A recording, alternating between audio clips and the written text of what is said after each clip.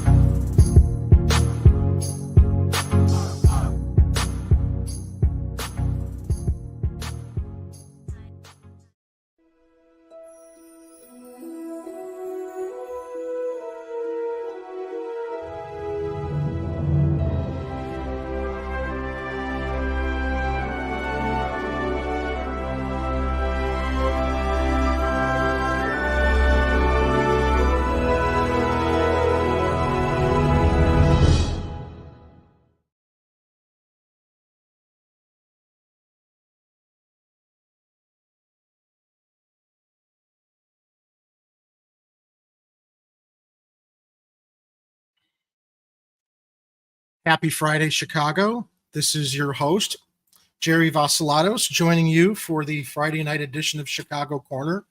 I thank everybody in our audience for joining us tonight. It seems that the news cycle has finally caught up with us, that we have a lot to talk about tonight on the national as well as the local front. So I want to thank you all for spending time with us this evening, and I'm looking forward to your comments in the live chat. Looks like we've got Extra Bola, Uncle Warren, Big Mr. Fireberg from across the pond in the UK has joined us. I see Ed doing the pre-show with everybody, keeping everyone entertained while we were getting ready. And I did understand that from Ed, Sabby Sabs was interviewing Peter Dow, and that a lot of people may have been tuned into that, which is why we kind of decided to wait a little bit until we came on so that people could finish watching her interview with him. I guess, as Ed described it, it's his redemption tour. But speaking of Ed. Hello, Chicago and people around the world. So, since we mentioned it, and Sabby, is she still on with him? Do you know if they're still interviewing? I closed that tab, but I imagine that maybe she was babbling with him for another minute, or he was babbling probably. She was asking. Let's just bring people up to speed real quickly. For those that don't know, Peter Dow is Cornel West's campaign manager. He was Jill Stein's campaign manager, I believe. No, well, he was Marianne Williamson's most recently before Cornell. Jill Stein is the one who recommended Cornell recruit him, though, as his campaign manager. What's his history before Marianne Williamson and Cornel West, Ed? He's worked on a number of political campaigns. Did he work on Jill Stein's? I'm going to say maybe. But he was also part of one of Hillary Clinton's campaigns. He worked on a John Kerry primary campaign. He's worked on a number of different things in DC. And so from an experience standpoint, it might not hurt for him to help them learn the ins and outs of running a high-level presidential campaign. However, he's extremely tainted from my perspective. This guy, I mean, he seems to have turned over a new leaf, especially if you follow any of his stuff on social media. It seems like it could be a little bit of posturing, I mean, he's got to find ways to make money for himself now that he's basically a persona non grata in the Democratic Party, but he's, in my opinion, there's so many other things he should be doing. He should be a million miles away from any political campaign right now. Now, Cornel West, who I was really getting excited about, has really mired himself in some controversy by asking Dow to be his campaign manager due to the stink of his prior alliance with neoliberal Democratic politicians. And we saw real fallout from his interview with Jimmy Dore a couple weeks ago. Now, this might, not please many people. I think both Dore and West were both right on different on their positions in that interview. I love Jimmy, but I think that I don't think they were really hearing each other. I think they both had very important points. I think Cornel West's point regarding white supremacy and the fact that is obviously, it's always going to be a huge issue for Black Americans, and how do you bridge that gap with quote unquote, extreme rightists, right working class people who might also have unfortunate and really odious prejudiced and racist views. Now, Jimmy's perspective is that, you have to bring the working class together. That's not to dismiss the concerns of Black Americans, but it can't be at the top of the list when so many Democrats that are trying to run against Trump only bring up, it's all about fighting Trump's white supremacy, racist, many people feel leanings or viewpoints.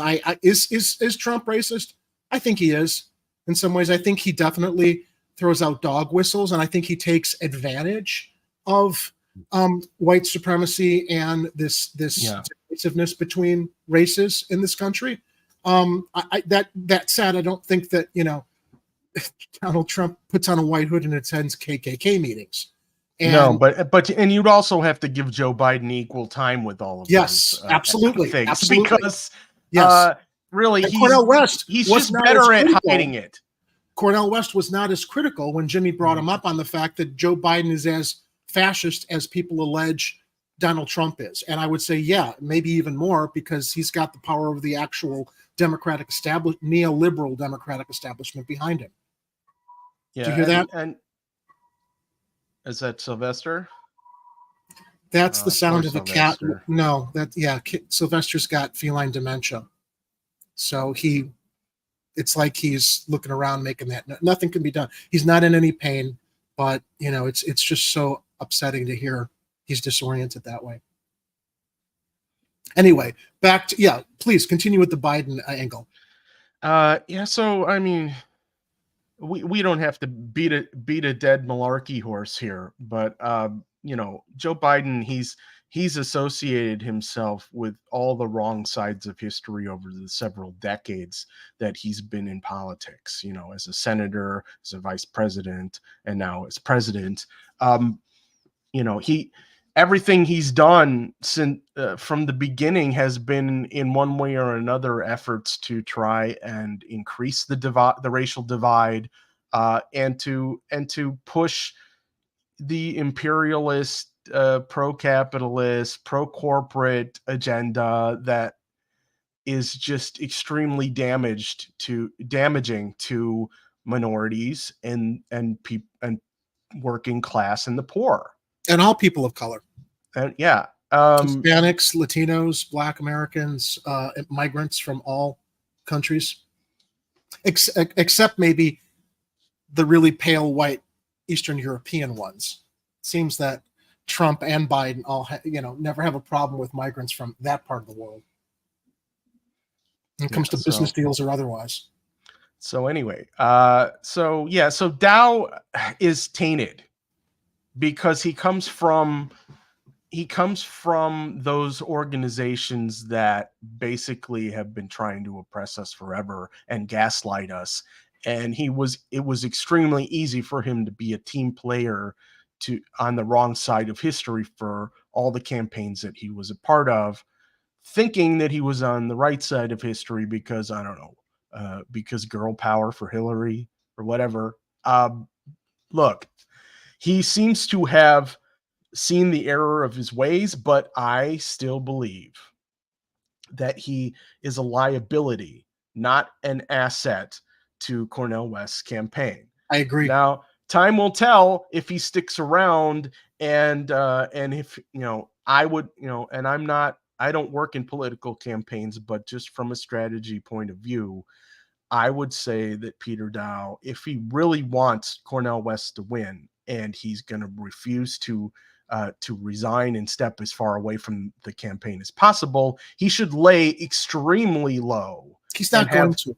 but he probably won't, and that's going to damage his campaign. And West's reluctance to call out what we all agree is fascism in the United States. Fascism is the marriage between corporatocracy and the government. That is what the United States is right now. Our elected representatives do not represent our interests. They represent the interests of their donors, the corporations, the aerospace industries, the pharmaceutical cartels, the insurance companies, big pharma. So, you know, when Jimmy rightfully asked Dr. West, why don't you recognize that that's fascism also? And Cornel West pivots to, well, you know, Brother Biden, you know, he's my friend. And Jimmy rightfully said, it sounds like you're campaigning for Joe Biden. If you don't call him out as why he is as bad as Trump, he's worse in a lot of ways. He is worse in a lot of ways. You're a distraction. So, you know, I feel that the two best candidates that have emerged have been West and Kennedy. But, you know, and Kennedy is on the campaign trail talking about how they're trying to dick around and rig the primary process state to state. I think it was Sabby who was talking about the fact, maybe was it Sabby or Kim Iverson? One of the two were talking about the fact that maybe Robert Kennedy Jr. is finally getting a wake-up call. He might need to run third party because they're going to rig how he gets on the ballot state to state, in which it's the time he's spending to campaign to make a difference is just going to be a waste of time. Yeah, I think, and Sabby was on RBN a little earlier today. She was doing double duty today on her streams and talking about RFK and suggesting, or someone was suggesting that perhaps RFK was waiting until they finally realized that Melty Joe was no longer a viable candidate and they would have him as a top level replacement candidate. But I don't think the DNC is going to let that happen. You know what Kim Iverson is speculating, and it's really fascinating to think about, because she said there was a precedent. I'm not sure which president did this, where they ran could it have been Truman, or was sometime, I think, in the 50s. They ran a Democratic candidate in the primary, and that candidate dropped out, and the Democratic Party assigned their replacement. It's very possible what Kim Iverson is speculating. I'm not saying is it possible? I think it's possible. Is it probable? Jury's out on that. But it's possible that, you know, they push Biden into being the candidate without any kind of opposition. And they could bring up at the convention their health issues or some other reasons that he's got to step out, and then the Democratic Party can put someone in there that they want without the primary process or democracy even mattering.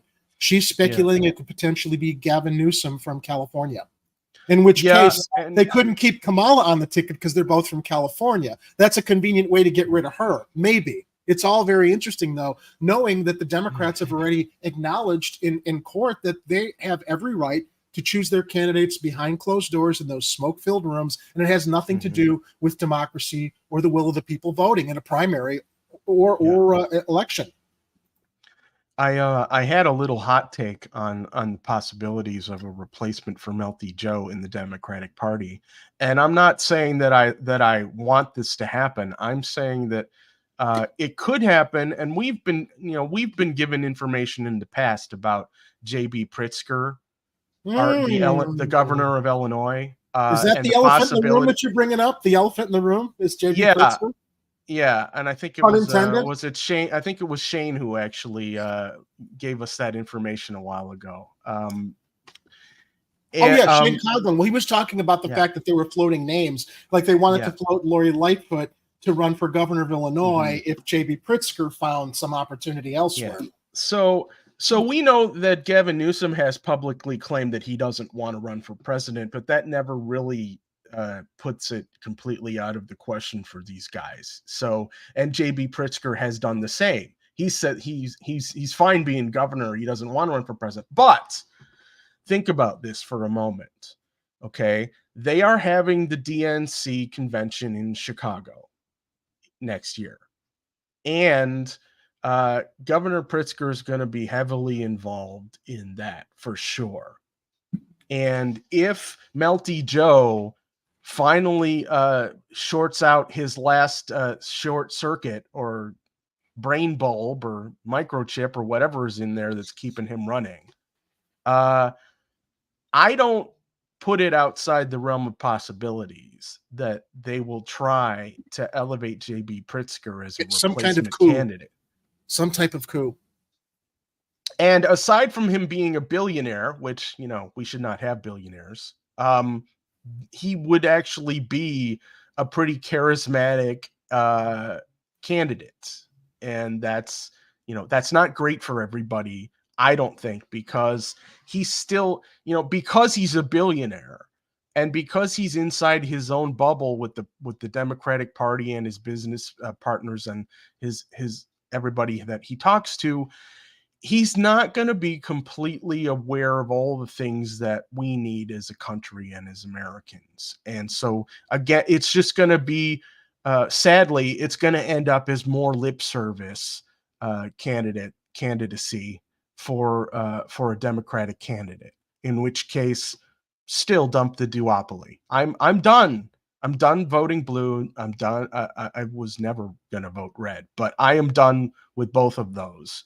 And I would hope other people are too. Speaking of Melty Joe, transitioning into our first story, after we took some time talking about Dow, Cornell West, and the national election scene, Joe Biden spoke today on the United Auto Workers strike that apparently has begun. So let's run the video of Alzheimer Joe before we go into the AP News story. I will let Ed put that up. Okay, let me see if I can hit that button. Right. Stand by for news. I'd like to say a few words about the contract negotiations between the United Auto Workers and the big three auto companies. And I've been in touch with both parties since this began over the last few weeks and over the past decade.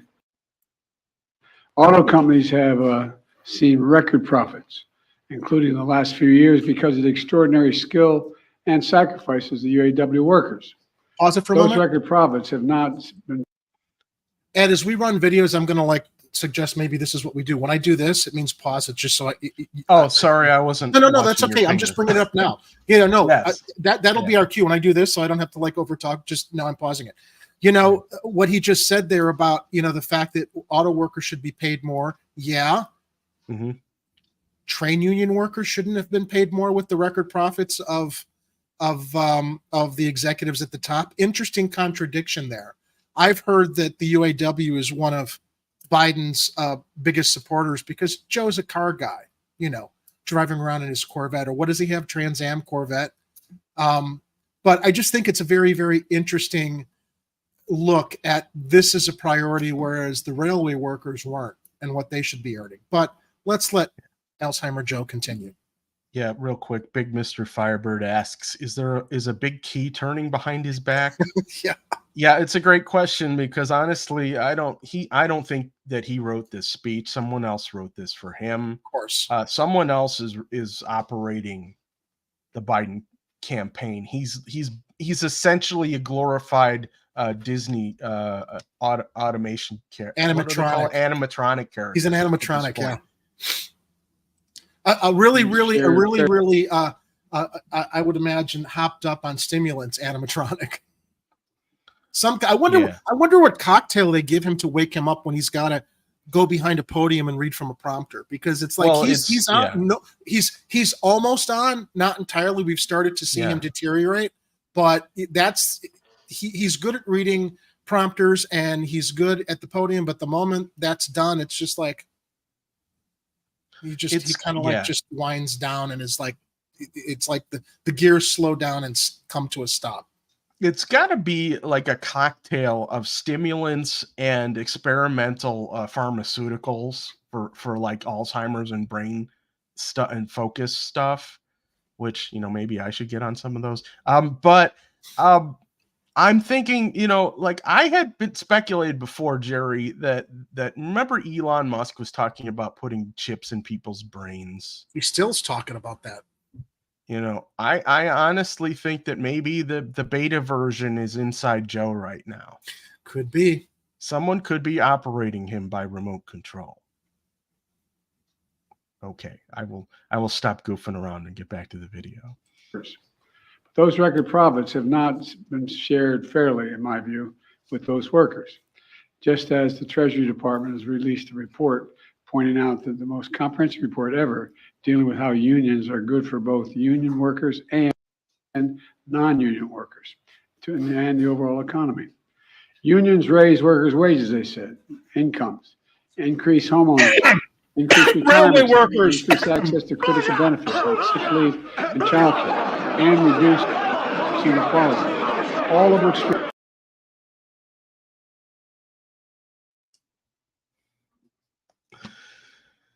Yeah, it's everything you hear him saying are probably the right words to say. It's just that they don't mean any of it. He just wants the strike to stop. He's also very selective of where he applies his support and advocacy. Because here's the other thing, Ed. We got an election in almost 13 months. 13, 14 months. I wonder if things would have been different for the railway strikers had they struck now as opposed to last year. We're getting close to an election now. So, it would be very bad optics for him to tell the UAW to get back to work. Yeah, well, and like he did the railway workers, because it would break down supply chains, which was the whole point. When you bring it all to a grinding stop, workers get what they deserve, what they're supposed to get. And there's definitely more to say about the way the UAW is striking, but we've got more in that story coming soon. Yeah. The critical benefits like sick leave and childcare and reduce inequality, all of which strengthen our economy for all workers. That's because unions raise standards across the workplaces and entire industries, pushing up wages and strengthening benefits. Pushing up wages. Interesting that he mentions that. Because remember how they said they were going to do that? They were going to raise the minimum wage, and then they didn't do that? Yep. And Jerry, how they keep saying how they cut child poverty in half? Well, that's never been true. And it's never been true because part of that metric involved them raising the wage, which they never did. Yep. Ed, excuse me for a moment. Let Biden speak. All right. For everyone. That's why strong unions are critical to a growing economy and growing it from the middle out, bottom up, not the top down. That's especially true as we transition to a clean energy future, which we're in the process of doing. I believe that transition should be fair and a win-win, for auto workers and auto companies. But I also believe the contract agreement must lead to a vibrant Made in America future that promotes good, strong middle-class jobs that workers can raise a family on, where the UAW remains at the heart of our auto economy, and where the big three companies continue to lead in innovation, excellence, quality, and leadership. Last night, after negotiations broke down, the UAW announced a targeted strike at a few big three auto plants. Let's be clear. No one wants a strike. Say it again. No one wants a strike. But I respect workers' right to use their options under the collective bargaining system. And I understand the workers' frustration. Over generations, auto workers sacrificed so much to keep the industry alive and strong, especially the No one wants a strike. He didn't understand the railway workers' frustrations, did he?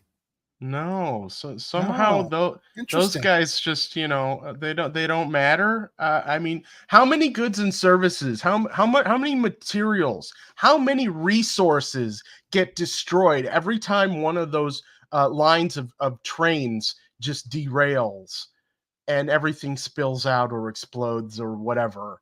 And they don't seem to care. No.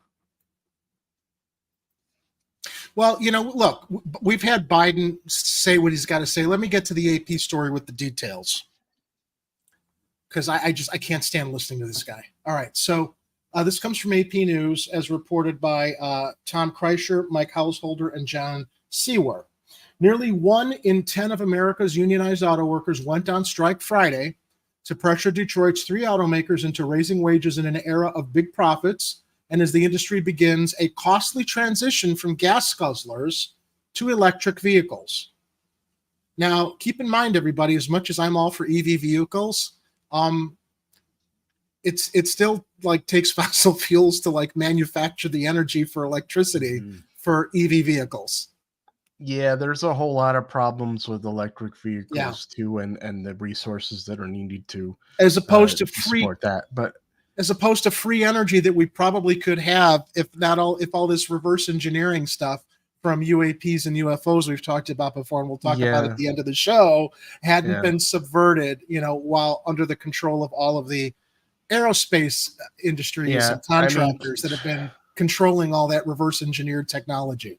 I mean, just the room temperature superconductors themselves could have been a huge boom for the economy by creating different types of energy sources and all kinds of other possibilities. See, the article continues, by striking simultaneously at General Motors, Ford, and Chrysler, owner Stellantis, for the first time in its history, the United Auto Workers Union is trying to inflict a new kind of pain on the companies and claw back some pay and benefits workers gave up in recent decades.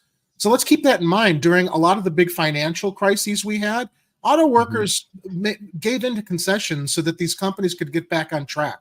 And, the auto companies don't want to, they start paying that forward, paying that back, readjusting now that they're back in record profit situations. The strikes are limited for now to 3 assembly plants, a GM factory in Wentzville, Missouri, a Ford plant in Wayne, Michigan near Detroit, and a Jeep plant run by Stellantis in Toledo, Ohio. The workers received support from President Biden, who dispatched aides to Detroit to help resolve the impasse and said the big 3 automakers should share their record profits. Yep. Even a broken clock is right twice a day. Union President Shawn Fain says workers could strike at more plants if the companies don't come up with better offers. The workers are seeking across-the-board wage increases of 36%. We'll get back to that 36% as we share a video from Twitter in a moment. Over 4 years, the companies have countered by offering increases ranging from 17.5 to 20%. Workers out on the picket lines said they hoped the strikes didn't last long, but added that they were committed to the cause and appreciated Fain's tough tactics. Actually, while I read from this article, Ed, why don't you cue up the Twitter video where the reporter was speaking to one of the executives at, I guess, the CEO of General Motors? Yeah. Let me continue reading this and we'll get that queued up because we can run that. We didn't have a problem coming on during COVID, being essential workers and making them big profits, said Chrism Hoisington, who has worked at a Toledo Jeep plant since 2001. We've sacrificed a lot. In its previous 88-year history, UAW had always negotiated with one automaker at a time, limiting the industry-wide impact of any possible work stoppages. Each deal with an automaker was viewed as a template, but not a guarantee for subsequent contract negotiations. Now, roughly 13,000 of 146,000 workers at the 3 companies are on strike, making life complicated for automakers' operations while limiting the drain on the union's $825 million strike fund. If the contract negotiations drag on and the strikes expand to affect more plants, the costs will grow for workers and the companies. Auto dealers could run short of vehicles, raising prices and pushing customers to buy from foreign automakers with non-unionized workers. It could also put fresh stress on an economy that's been benefiting from easing inflation. The new negotiating tactic is the brainchild of Fain, the first leader in the union's history to be elected directly by workers. In the past, outgoing leaders picked their replacements by choosing delegates to a convention. Man, how nice to see democracy at work with the unions now, that this guy was elected, not selected. But the system gave birth to a culture of bribery and embezzlement that ended with a federal investigation and prison time for 2 former UAW presidents. The combative Fain narrowly won his post last spring with a fiery campaign against that culture, which he calls company unionism, which he said sold out workers by allowing plant closures and failing to extract more money from the automakers. Yeah, basically what it was that the unions became more pro-management as opposed to pro-workers. That's the whole neoliberal, pro-business, pro-corporate executive leanings that aren't really fighting for the rights of workers. When you've got those presidents selected, not elected, there's a lot of shenanigans that can go on with that process and making sure the people that are selected to run the union are, potentially also what's the word?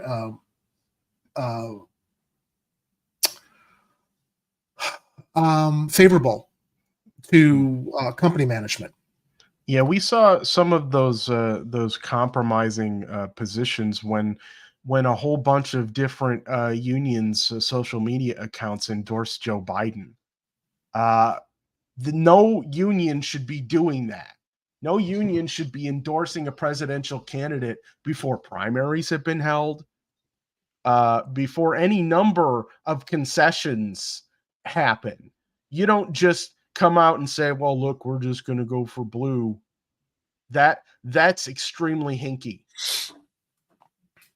We've been a one-party state for longer than I've been alive, Fain said while campaigning as an adversary to the companies rather than a business partner.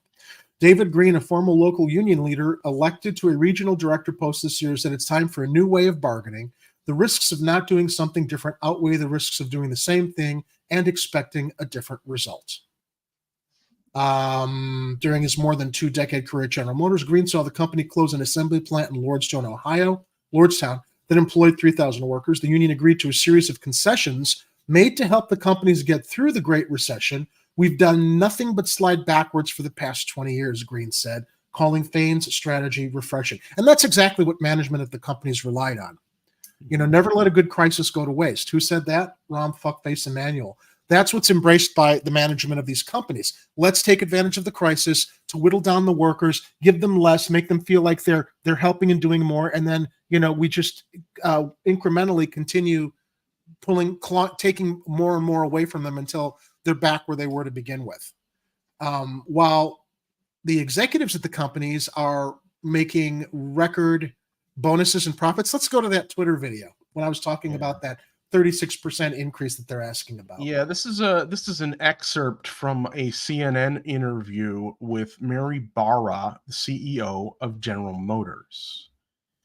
And this is a tweet from More Perfect Union that says, the CEO of General Motors just went on CNN and it went like this, quote, "You've seen a 34% pay increase in your salary. You make almost 30 million. Why should your workers not get the same type of pay increases that you're getting leading the company?" And as you can see on this little still shot here, she's got the Hillary Clinton smirk right there.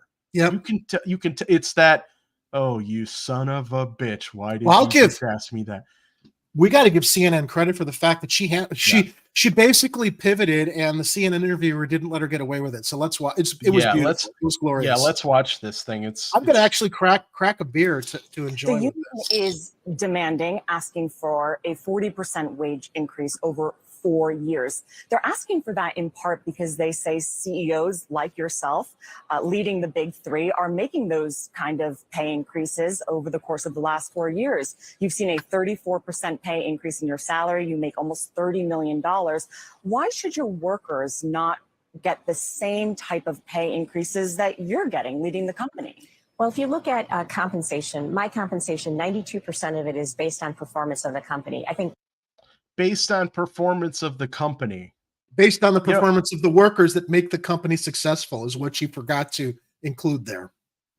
Yeah, so look, she takes all the credit for all the good work that everybody on the assembly line and how fast they're getting cars out and meeting their manufacturing quotas. That's all her. That's all her. I think one of the strong aspects of the way our compensation for our represented employees is designed is not only are we putting a 20% increase on the table, we have profit sharing. So when the company does well, everyone does well. Okay, let me just come out and talk about profit sharing for a second while you're swallowing your beverage.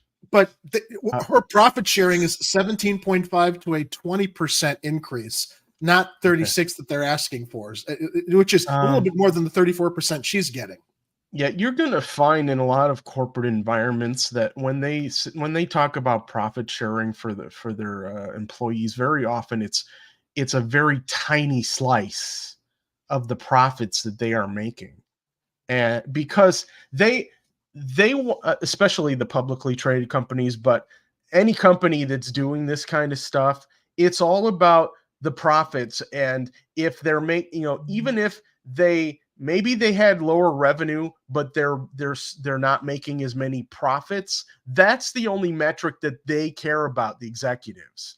And they don't see their labor costs as a thing that they need to supplement with the fact that, you know, these guys are working super hard and earning everything and making their companies continue to turn a profit, regardless of how much of the profit there was. For the shareholders, as Dominic just shared, they've always shared their profits, just most of the time with their shareholders. Yeah. So it's annoying. And for the last several years, that's resulted in record profit sharing for our represented employees. And I think you have to look at the whole compensation package, not only 20% increase in gross wage, but also the profit sharing aspect of it, world-class healthcare, and there's several other features. So world-class healthcare. How much you want to bet these people still have to pay a deductible? And you know what? Healthcare shouldn't even, you know what? For her to act like healthcare is a big healthcare should not be a benefit. Healthcare should be equal to everybody. Oh, well, we're going to take care of your medical benefits, so you should just shut up and be happy that you don't have shit healthcare when everybody should be getting decent healthcare. That's the, you know, there it is, Ed. The health, everybody's tied to. Now, look, hopefully a lot of people enjoy their jobs, right? But I can't tell you how many people I've heard tied to shitty jobs that want out, but they can't because of their healthcare and their medical benefits. That's what ties people to shitty jobs. And it also ties them to a situation where they can't negotiate for better pay because the executives are floating, well, but you have your health care. We've given you health care. Yeah, they're dangling that in front of you like a carrot. When what they really should be doing is fighting for a national healthcare system, so they are completely taken out of that decision. They shouldn't be dealing with healthcare at all. It's all by design, Ed. Employers should not be. It's always been by design. You tie employees to companies to be wage slaves, a serf economy with healthcare. Yeah, and don't get me started on 401ks and all right, have a good night. Mr. Fireberg. Yeah, thanks for joining us. I'm glad you could spend some time with us early in the chat. Yeah, we know it's later over there for you. So if you happen to tune in and watch us later, we'll keep the light on for you or something. All right, I should probably play the rest of this. It's better. We think we have a very competitive offer on the table, and that's why we want to get back there and get this done. But if you're getting a 34% pay increase over 4 years, and you're offering 20% to employees right now, do you think that's fair? Well, I think when you look at the overall structure and the fact that 92% answer the question. Do you think it's fair? Answer the question. Do you think it's fair? She won't answer the question. She doesn't want to answer the question because she knows the answer. She just doesn't want to acknowledge it. Because she's better than the workers. It's that shell game that they always play, where they try to justify their ridiculously high CEO salary because they made some massive decision that's so much more productive than what all the people on the bottom doing the actual work are doing. The assembly line workers, yeah. Who've mostly been replaced also by robotics too. Let's not forget that. The car manufacturing workforce has been decimated because of automation that's also been put in there. Luckily, there are still jobs for human beings on the assembly lines, but still, it's not as much as it used to be. Yeah, I mean, there are still people running the machines. So, but still, it's insane to me that they think that they're justifying anything by denying these workers a reasonable wage for the things that they do. A wage increase, given the concessions that they've rolled over on so often for the betterment of the economy, the company, and the company's customers, the buyers. Why aren't the CEOs making concessions like that? Right. Why aren't the executives taking pay cuts in order to supplement everyone else's pay? Because these guys deserve to keep getting paid. You guys are living in mansions and could probably take a pay cut and not even feel it. we've been doing of sharing in the profitability when the company does well, I think we've got a very compelling offer on the table, and that's the focus I have right now. That's where that clip ends. So let me continue with, let's take that down, and I want you to just cue the graphic from Twitter that we have in the show notes. We won't, Okay. well, actually, you could bring it up. It's not a video. I can continue reading, and we can have that up in the background. Carlos Gallardo, who has worked at Ford for the past 36 years and was employed by GM for 11 years before that, said he likes the new strategy. It keeps the strike fund lasting longer, said Gallardo, who was on the picket line in Michigan Friday before the sun came up.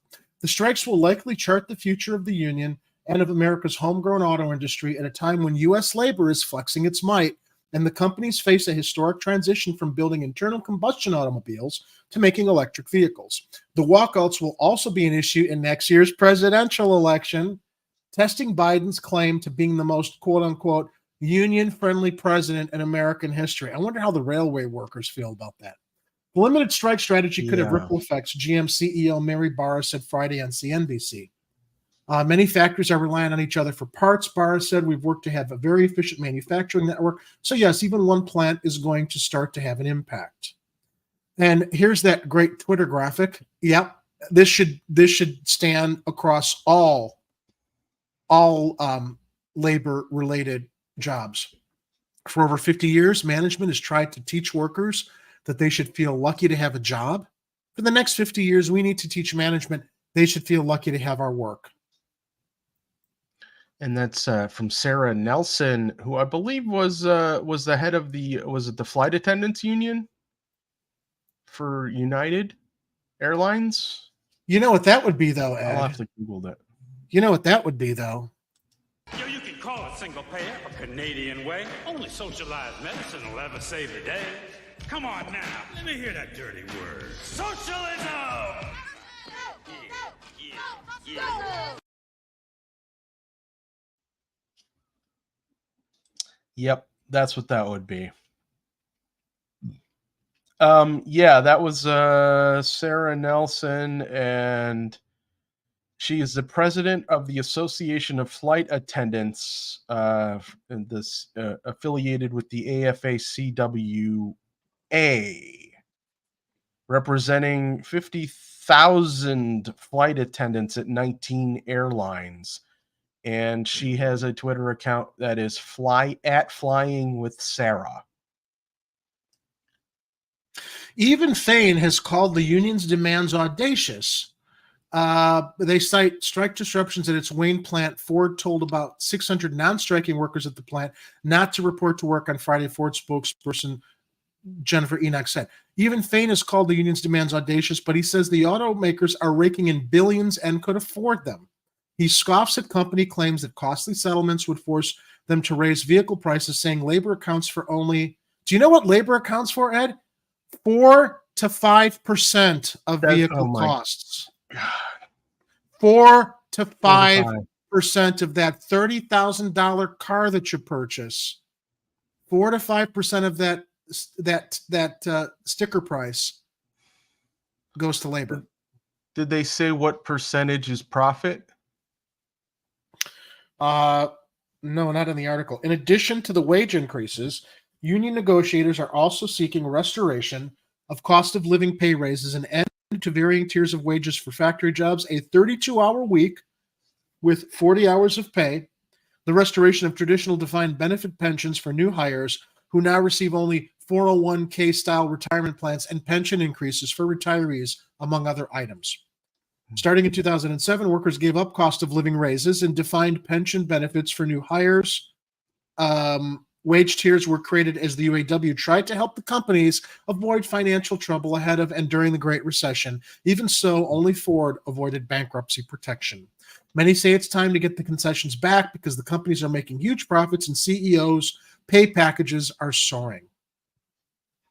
Looming in the background is the historic transition to electric vehicles. The unions want to make sure it represents workers at joint venture electric vehicle battery factories the companies are building so that members have jobs making vehicles in the future.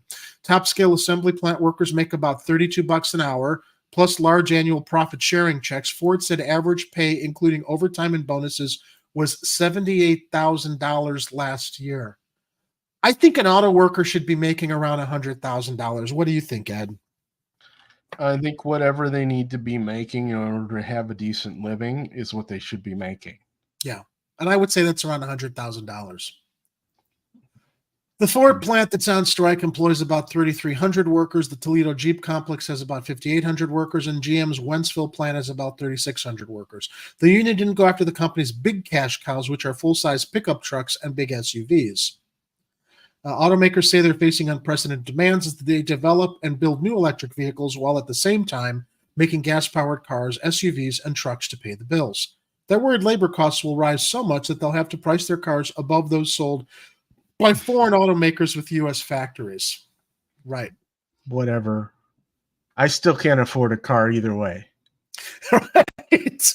I've got a 2001 Jeep Wrangler that I try to keep as in good shape as I can. Rebuilt engine, new radiator, look. My mother always tells me, "Why don't you think about leasing a car?" I'm like, "Why would I get into a lease for something I'm never going to own? I'd rather put money into this vehicle, which is in pretty good shape, right?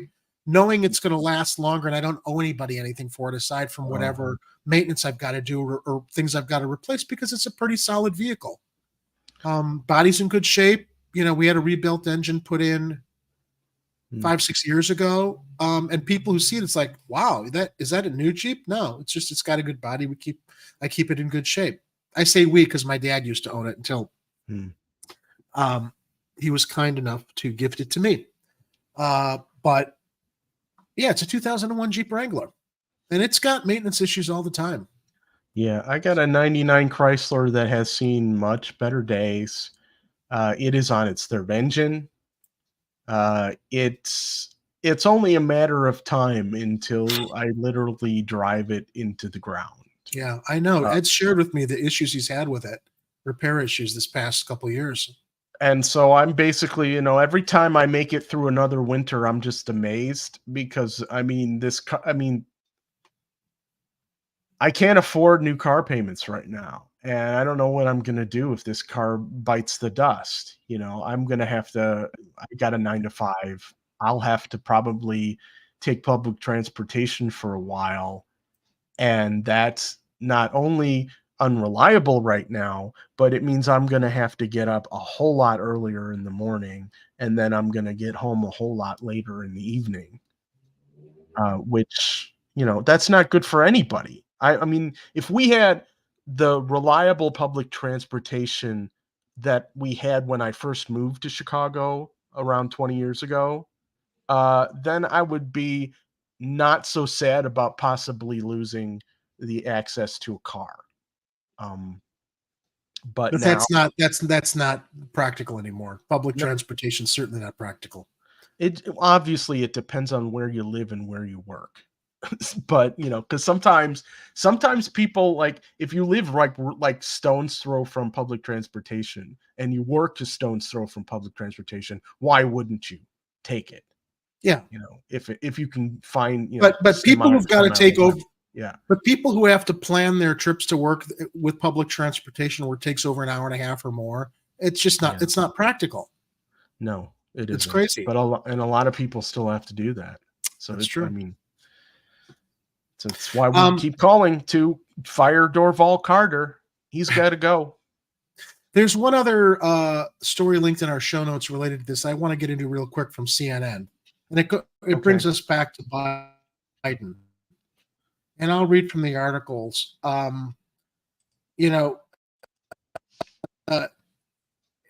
it relates to politics in his upcoming election. Speaking as walkouts began at 3 plants in the Midwest, Biden said he respected workers' rights to call a work stoppage. Interesting. Well, yeah, because you need those votes next election.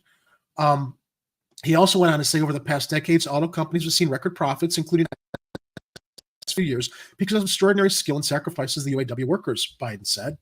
Those record profits have not been shared fairly, in my view, and with those workers.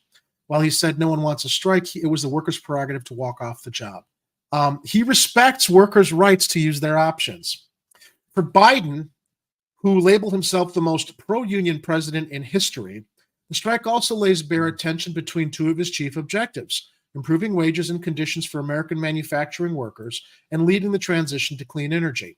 The president has insisted repeatedly those can be parallel goals, not competing ones, but the launch of the strike makes clear that reconciling those intentions will still be a complex challenge. Negotiating between the auto workers and the big three companies, General Motors, Ford, and Jeep maker Stellantis, has been complicated by the shift to electric vehicles. Now, farther down in the article is the point I wanted to mention as I'm waiting for the page to scroll down properly while it loads. Okay, here it is.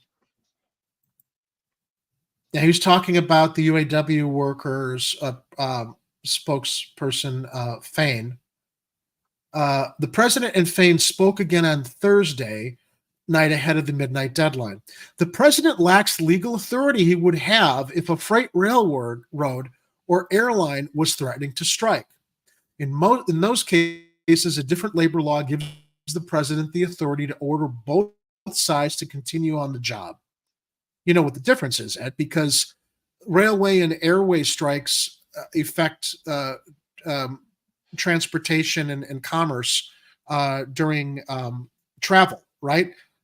This is a strike against a private company that the government doesn't have any authority over, as it does railway lines as far as commerce. Otherwise they'd be busting that like any second now. They would. In those cases, a different labor law gives the president the authority to order both sides to continue on the job. Biden exercised that law last year to prevent a strike of freight rail workers, angering some of his allies in the labor movement. And that's what we were talking about earlier. You know what? The thing too, Ed, it's very easy for him to talk about the fact he supports the UAW here because he actually doesn't have the power to stop this strike if he wanted to. Yeah. That's a distinction a lot of people should consider. He doesn't have the power to stop the strike like he did the railway union or a strike with anybody working within the airline industry. So while he can posture and act like he's a friend of labor by supporting the UAW, it's a pretty hollow endorsement because he's toothless in this. He's completely toothless in it. The president, which is, I guess, what I'm getting to, people should keep in mind. Don't take his endorsement or support of the UAW as him being a friend of labor. He would have no control over stopping this or having any kind of effect on it anyway. The president, who calls himself a quote-unquote car guy, has long-standing ties to the auto industry and credits the UAW with helping him win elections. Despite Biden's reputation as a pro-union president, however, his current influence remains fairly limited with the UAW, a union that he has no influence over, which has withheld its endorsement of his re-election bid. The union has been critical of the administration's push to move away from gas-powered cars to electric vehicles, which the auto workers fear could mean fewer jobs. The climate incentives in Biden's massive Inflation Reduction Act include billions in subsidies to create new manufacturing jobs. The UAW has pushed for workers who make batteries and other electric vehicle components to benefit from the protections extended to those in the union. Most battery plants built by automakers are not unionized. Biden has said publicly that the transition to electric vehicles should not come at the expense of auto workers. I've been talking to the UAW. Obviously, I'm concerned, he said last month when questioned about the prospect of a strike. I think that there should be a circumstance where the jobs that are being displaced and replaced with new jobs, they should go to the first choice should go to the UAW members that have had the job, and the salary should be commensurate. Anybody got my ice cream cone? All right, that's the end of the political. Yeah, your first half of that impression sounded a little like Bill Clinton, but you started to nail it toward the end. Yeah, let's get there. Yeah, that's it. It takes practice. I can't do Melty Joe. I don't really know. It's like Southern New Jersey, or Delaware, like a Delaware Southern accent, which is, I'm like, what? No, I don't. President Bill's a little bit easier because he's got that drawl. Now Biden, I mean, I normally don't even entertain any impressions of Biden until I just was inspired to at the end there. Yeah. But the thing about Joe is he's got to stop and start and sound like he's about to take a nap. Yeah, He's got that William Shatner cadence too, where he talks like this, and sometimes, although Shatner speaks a little bit faster and has a faster rhythm than Joe Biden, who has the same kind of breaks between words. Yeah, but it's a little raspy, and very brain melty, and somebody see my keys. That's all right. That's as good as I can get. I have anybody who's familiar with Joe Biden's career knows that he is a notorious liar.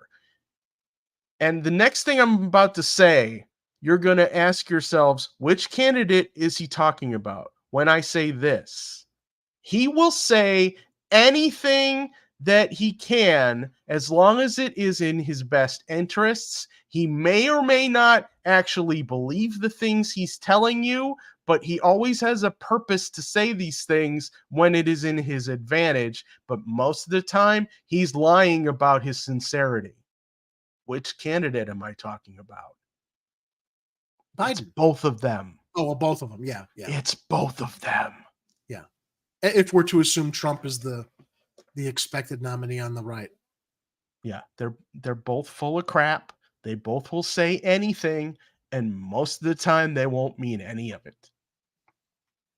So going into our next story, actually, Ed brought this to my attention because I didn't see this on any mainstream news or Twitter or social media I've been following this week, but apparently there was a ransom cyber attack against MGM Resorts in Las Vegas. And as Ed shared with me in our private Slack, he put a picture of Mr. Robot on there. We've often reflected on the fact that we wish there was a Mr. Robot in real life that could go and expose the secrets of our elected representatives, that could shut down the dark pools and basically hobble Wall Street with all of its illegal trading practices and manipulations. Well, and reset the consumer debt record so nobody owes anything on their loans and credit cards anymore. Unfortunately, they've got their eyes on the bigger money and helping themselves. Not. Could you just imagine the kind of support that this group of hackers could have gotten if they decided to actually do the things we just wished for? Yeah.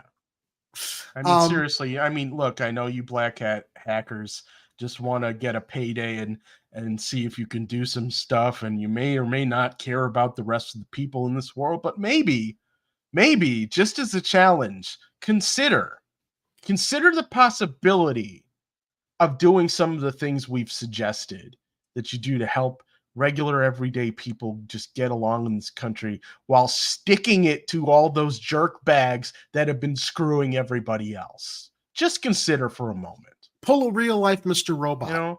Or Cyborg in Zack Snyder's Justice League when he played with the banking system to help that waitress mother with her expenses by shifting money from one account to her account since she was struggling. Do that with all Americans, black hats.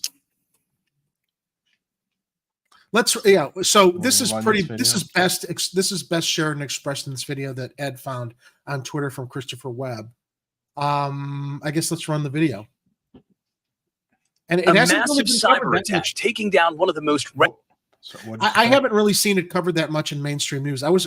So you found it on Twitter, Ed? Have you seen it covered by mainstream news anywhere else? I wasn't really looking very hard for mainstream sources for this. I think they are starting to report it, but it's like this is something that happened like 5 days ago or something. Yeah, and this is ABC. So, but it's taken 5 days for it to kind of come on your radar. Well, and the only reason I saw it is because people were posting. I think someone posted something on Instagram, and then I looked to see if there was any other information on Twitter, anybody else talking about it, because what usually happens is you'll have guests in Las Vegas or workers in Las Vegas that will be posting on social media talking about the stuff that's happening that nobody else wants to get out, especially the hotel and casino owners, and the new are probably tied in really well with the corporate news media, telling them, "Don't you dare say a damn thing about this." Yeah. Sorry, this is news. You're supposed to report this stuff. A massive cyber attack taking down one of the most recognizable names on the Las Vegas Strip. MGM Properties under siege since Sunday. The casino floor at the MGM Grand quiet without the ringing of slot machines. Messages on screen read out of service. At New York, some slots are working, but the voucher cash out system is not. If you want to get any money back at all, then you have to have an employee do it manually. MGM's websites down. Also affected ATMs, hotel key cards. Some guests being lit in by security with physical keys. Also room charges and check-in. The line at the Bellagio, operated by MGM, snaking through the lobby. Employees handing out water to frustrated customers. Check-in procedure is kind of messy, a lot of long lines. Gambling's really messy. It's not as fun when you have to wait. It's not just Vegas. MGM casinos and hotels across the country, including Atlantic City, experiencing outages. And today, Caesars Palace in Las Vegas revealing it too was the victim of a cyber attack. Those wily Russians. If you want to talk about where Russian cyber attacks are coming from, this is what they're doing. They don't give a shit about our elections. They're not rigging our elections. They're not helping the Democrats. This is what, and you know what? I give them. I'm not assuming it's Russians. Oh, dude, what I read online, they have got an elite network of black hats and hackers in Russia that are Russian programmers that are really, really good at this. And I'm not like disparaging them. I'm just stating it's like, I think that Russia and I think a lot of that part of Europe has specialized in really developing their skills to combating U.S. imperialism with improving their hacking skills. But just understand, I'm extremely skeptical of anyone claiming Russian hackers did anything. Well, after what happened in 2016 and 2020. I disagree with you. I think this is where you can look at Russian hackers. And I'm not, this has nothing to do with politics. This has to do with their interests in the mullah, not helping our election or not helping democracy or subverting democracy in America. They don't give a shit about that. What they give a shit about is their ability to shut down Vegas, ask for ransom and tell them, give us money, and we'll let your operations continue to prey on any schmuck who goes out there to like throw their money at a blackjack table or a roulette wheel. That's my opinion. Paying a $15 million. I don't mean to. I'm not saying you're wrong, Ed. I'm not saying I'm right. I'm just saying my instinct is that's where you can actually look at Russian hackers. But go ahead. For ransom, days before MGM was breached. MGM Resorts now working with local law enforcement, the FBI, and cybersecurity experts. They say they're working diligently to get back online. Whether this was ransomware, whether this was malware, one would have to think that this was a fairly sophisticated group that launched the attack. Now, I'm just pausing really quick to mention that in their little chyron there, it said Caesars pays ransom. So Caesars paid. And this is why I point to Russians or international hackers, Ed. No U.S. hackers would be so bold as to target casinos in Las Vegas. Because with the investigations happening here to figure out who hacked it, you're overseas in another country, you're untouchable. Well, there's too much a margin of error for a hacker in the United States to try this and get caught. That's why I'm pointing to international hackers. Well, yeah, I'm not doubtful that it's likely an international hacker, but you know, I don't travel in hacker circles, so I can't speak to how much protection they have if there is anyone operating within the United States. You know, I can tell you from personal I don't trust the internet connections in the United States anyway, because we're probably all being watched. I can tell you from personal experience when I lived in Los Angeles, I actually knew some people that were harboring a hacker that was being hunted by the FBI, and they eventually got him. He was actually, I forgot his name now, but he was actually fairly well known. And he was, and this is a long time ago, but even back then, you know, at the advent of the internet and internet crimes, U.S. investigative agencies, they don't fuck around if there's a hacker here in the United States. They will get their person here. Did he go by the name of Zero Cool? No, I wish I could remember his name. But he was pretty well known in black hat and hacker circles. This is back in I want to say 1999, 2000, before 9/11. That far back. This is like during the AOL days of the internet. But anyway, my speculation is based on the fact that U.S. hackers know that if they tried this, they'd get caught by U.S. investigators. Maybe it was crash override or acid burn. Someone out there in the chat is going to get those references. I want to say his name was Jason something, but I'm not. I could be wrong. Okay.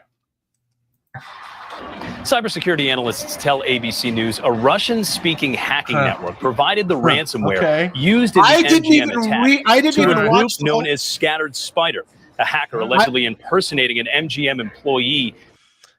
I didn't even watch the whole video. I just watched the beginning of it, and my speculations are confirmed. Back it up a little bit. I didn't mean to. Well, this is an ABC News report, so again, I don't trust Disney to tell us the 100% truth. Can you back it up a little bit to where this guy starts? Okay. Yeah, let me back it up. Okay, where is he? Because he goes into detail on. Okay. Yeah, and there's another video too. I think we have. Group that launched the attack.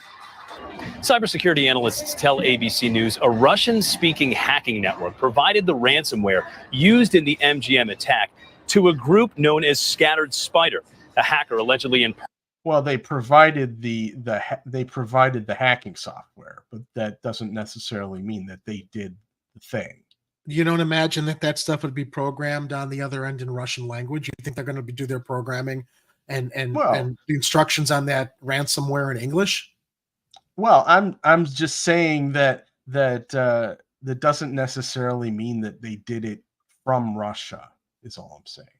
Okay. There are people outside the United States who speak or read more than one or two languages who probably can converse it or read in Russian. I'm not one of those people. I'm sorry. I'm just being extremely skeptical. But still, let's watch the rest of this. Impersonating an MGM employee talking on the phone with their help desk was able to take down the entire MGM system in just 10 minutes. Oh, that's what they call social engineering, right? Yeah, or you basically have to get on the phone to try and figure out somebody's password so you can get in. Yeah. Oh, was that it? That was all. No, back it up. Back it up. Was there a little more? Take down the entire MGM system in just 10 minutes. All right, so the next video goes into more detail on that. So that comes from Vegas Issues. Pop that one up. Yeah, the MGM cyber attack in a nutshell.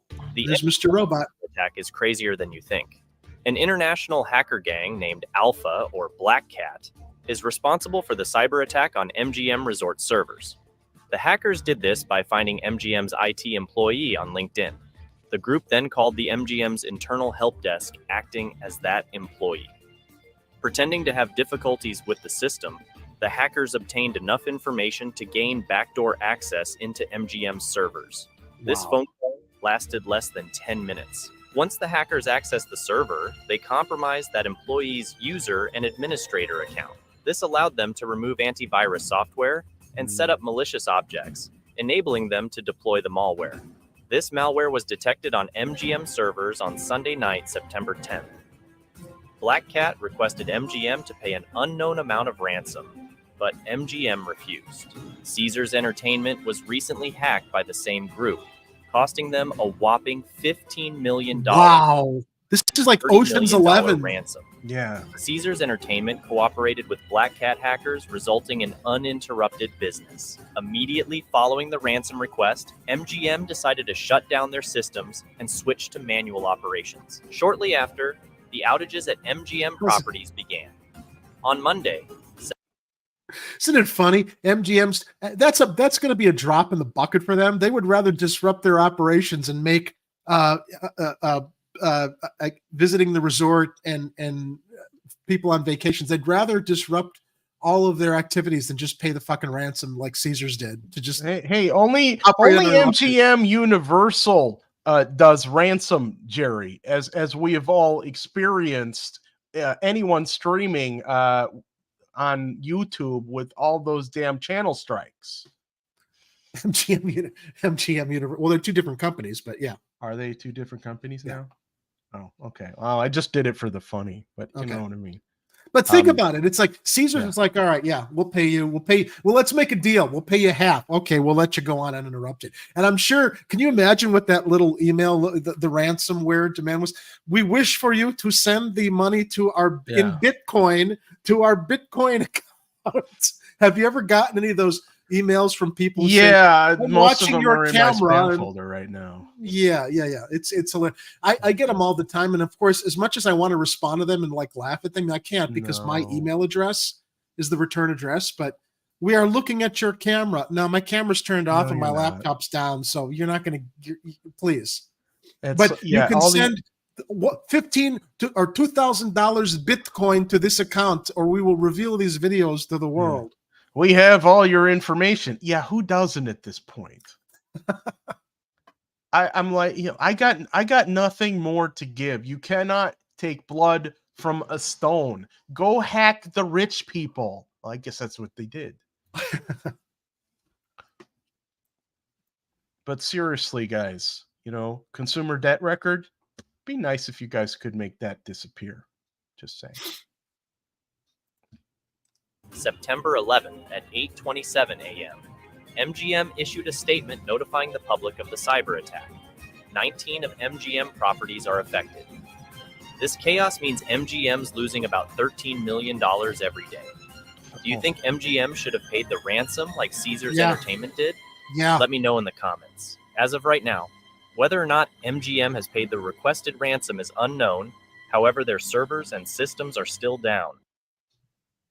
It would have been cheaper for them to pay the ransom and resumed operations.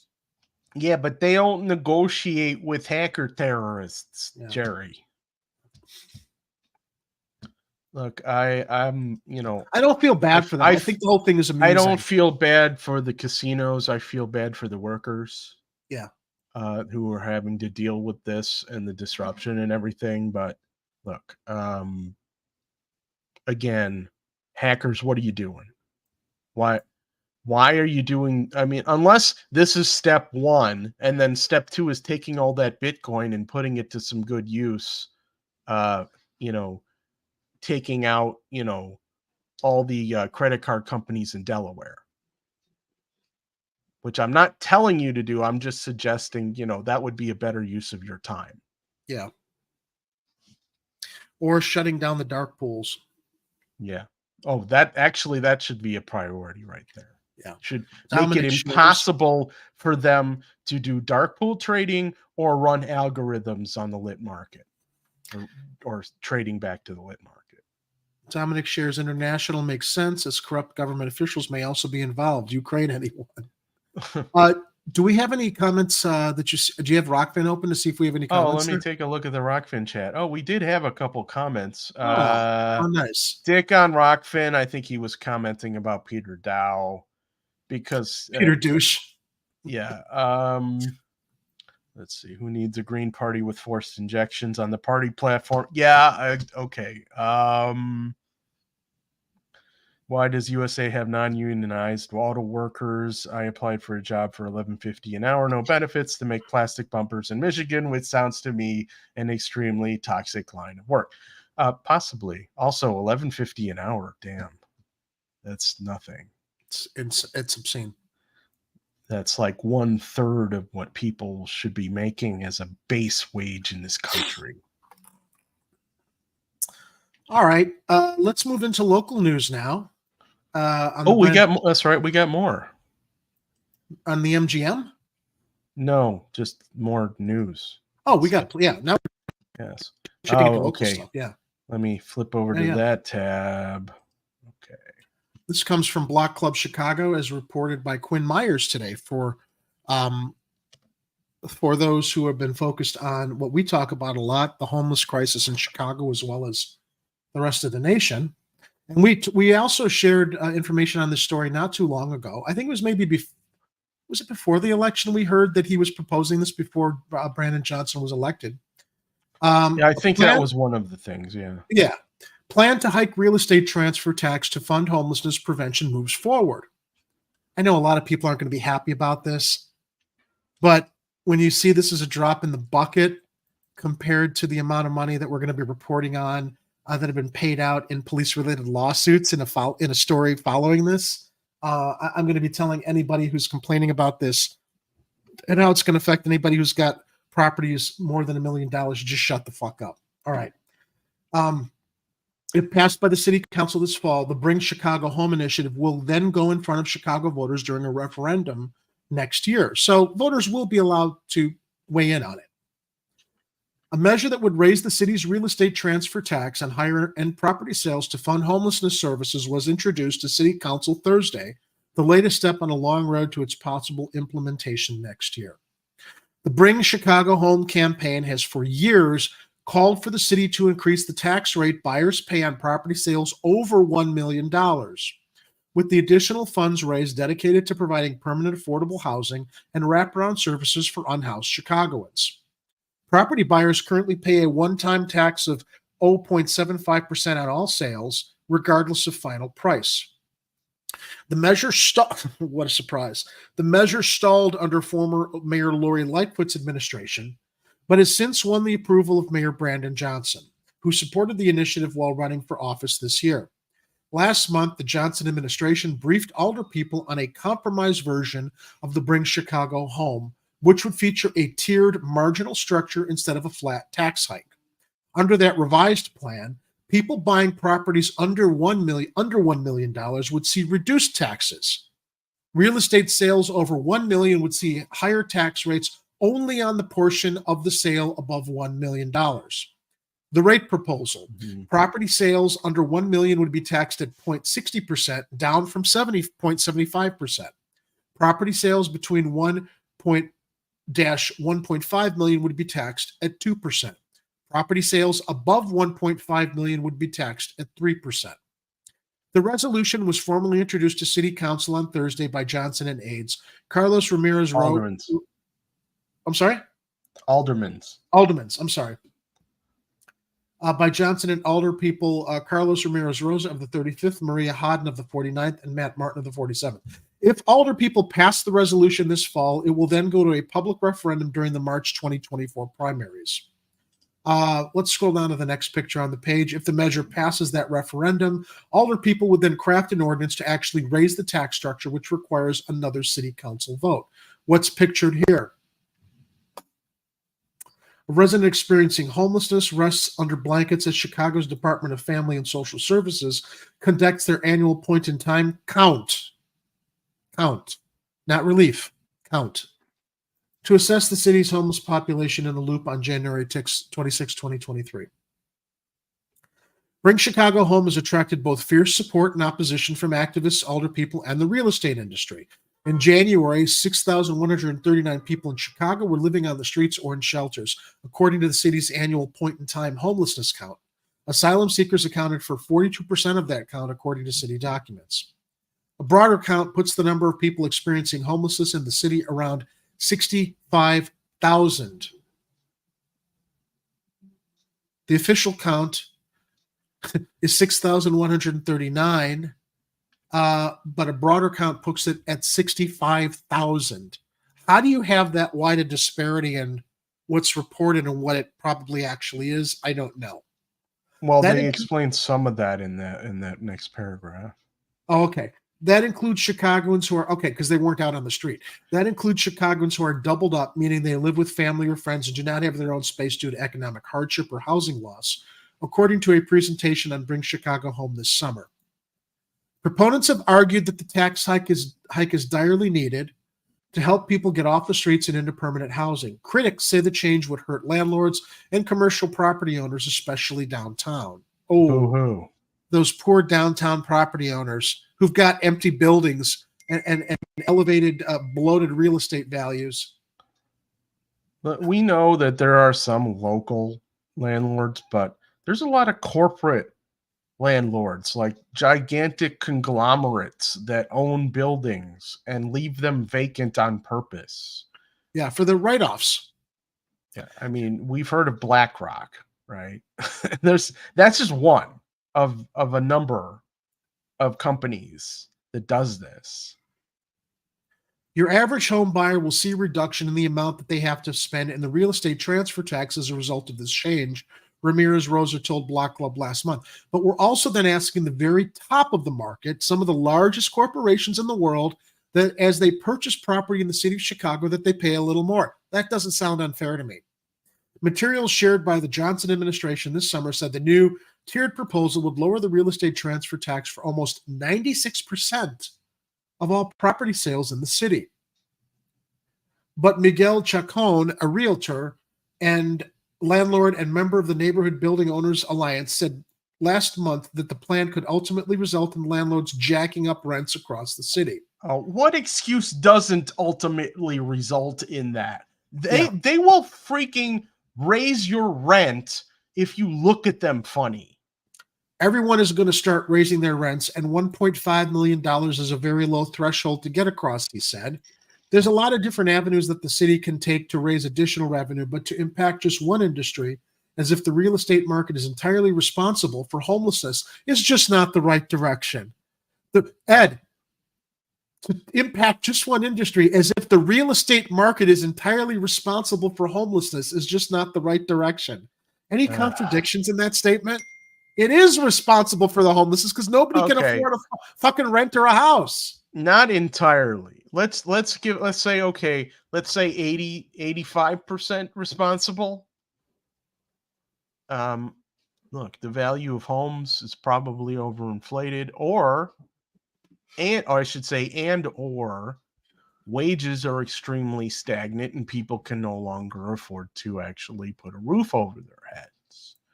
So we got to fix it one way or another, or both.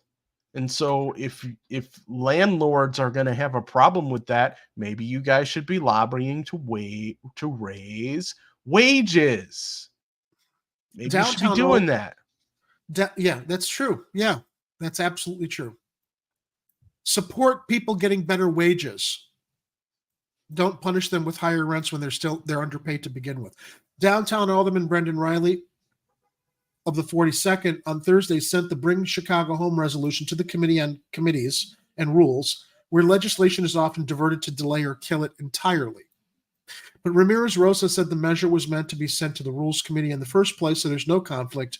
He expects it to advance to the full council in October. Asked at a post-council press conference how confident he was the measure would appear on the ballot in March, Mayor Johnson said very confident. So there's some good progress from the Johnson administration. Yeah, I just wish that sometimes they would focus and move a little faster on certain things. Yeah. In other housing news, migrant related, Block Club Chicago also reports that Chicago approves $33 million in federal funds for migrant shelters and services. This comes from Madison Saavedra. The money will help pay for food and shelter for thousands of asylum seekers. Many older people who've opposed using city money for this humanitarian crisis supported accepting federal funds. So on one hand, we've got this tax, which is still going to take a little bit too long before it impacts helping homeless people. But in the meantime, we've got this, which is dealing with the immediate migrant housing crisis. The ordinance passed in a 45-4 vote. Aldermans Desmond Yancey of the 5th, Anthony Beal of the 9th, of course, Raylo of the 15th, and of course, noted white supremacist Jim Gardner of the 45th voted against it. Did I leak something there? Alderman Jared Curtis of the 18th was absent. Yeah. Come on. Is there any doubt to Jim Gardner's pro-white supremacy leanings in anything? Come on.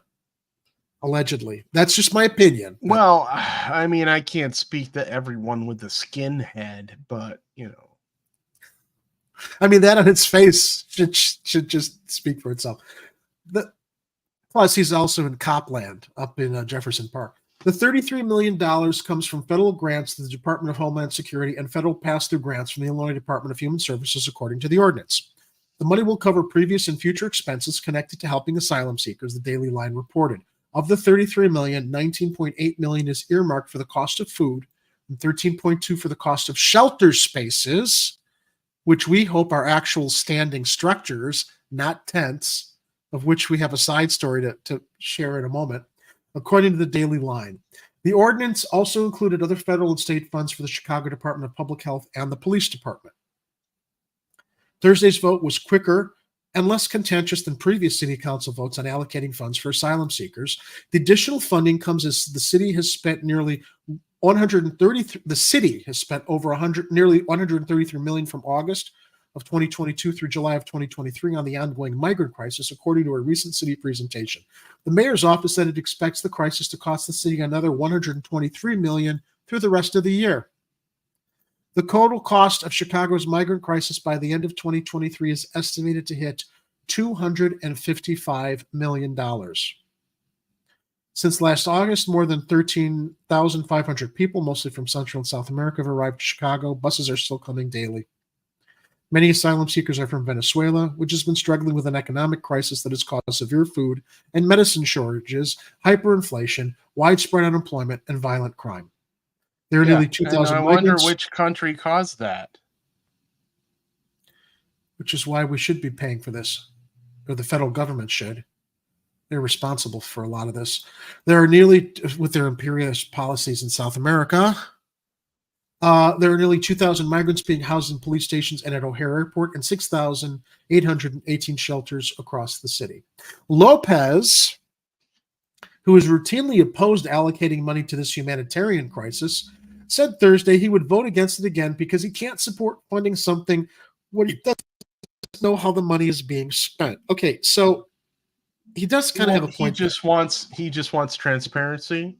Yeah, and that's fair. That should be fair. Yeah, but I think he's leaning on the transparency to just say, no help for you.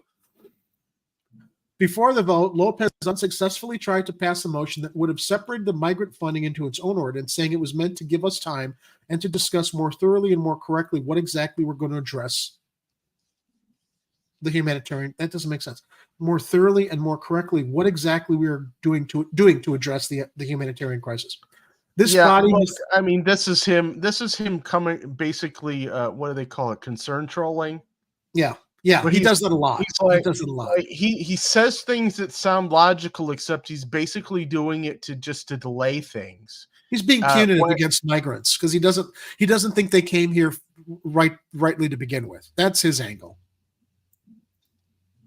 Yeah, there should be transparency through everything they do and all the money they spend, and somebody should be keeping a record of that. And if they aren't, they need to start. So, and here's for him to want to hold up the money, to get some kind of guarantee. I don't know. We need to get the money.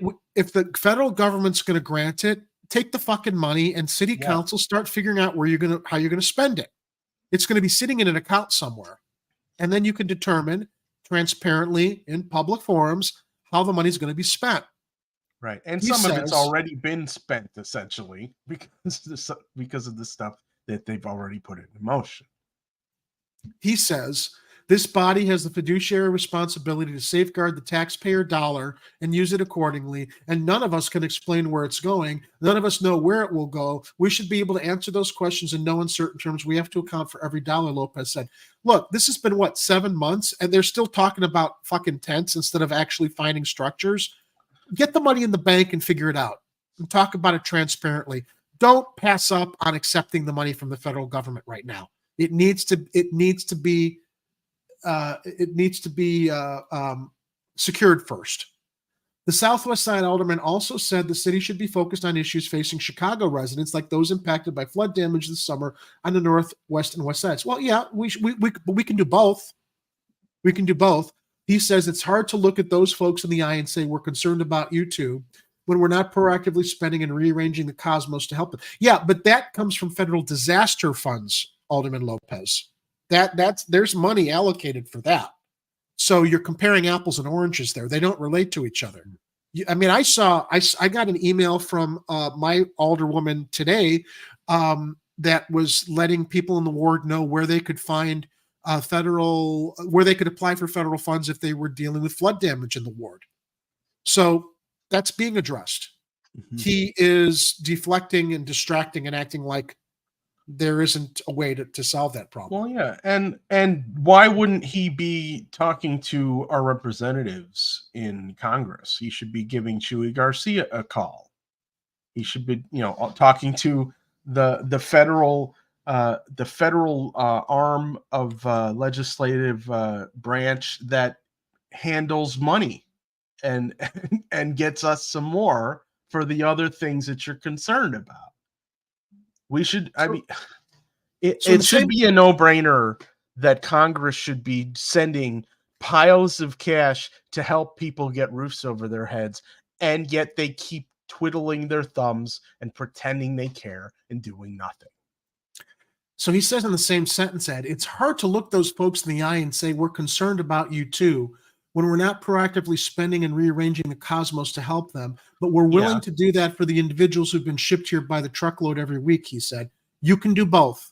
And there are means to do so when I just mentioned the federal disaster relief that's available for people across the city to apply for with the flood relief.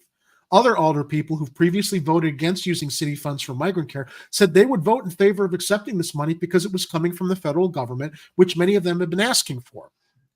Alderman David Moore of the 17th voted against using $51 million in city surplus funds for migrant care a few months ago, but voted in favor of the federal funding Thursday.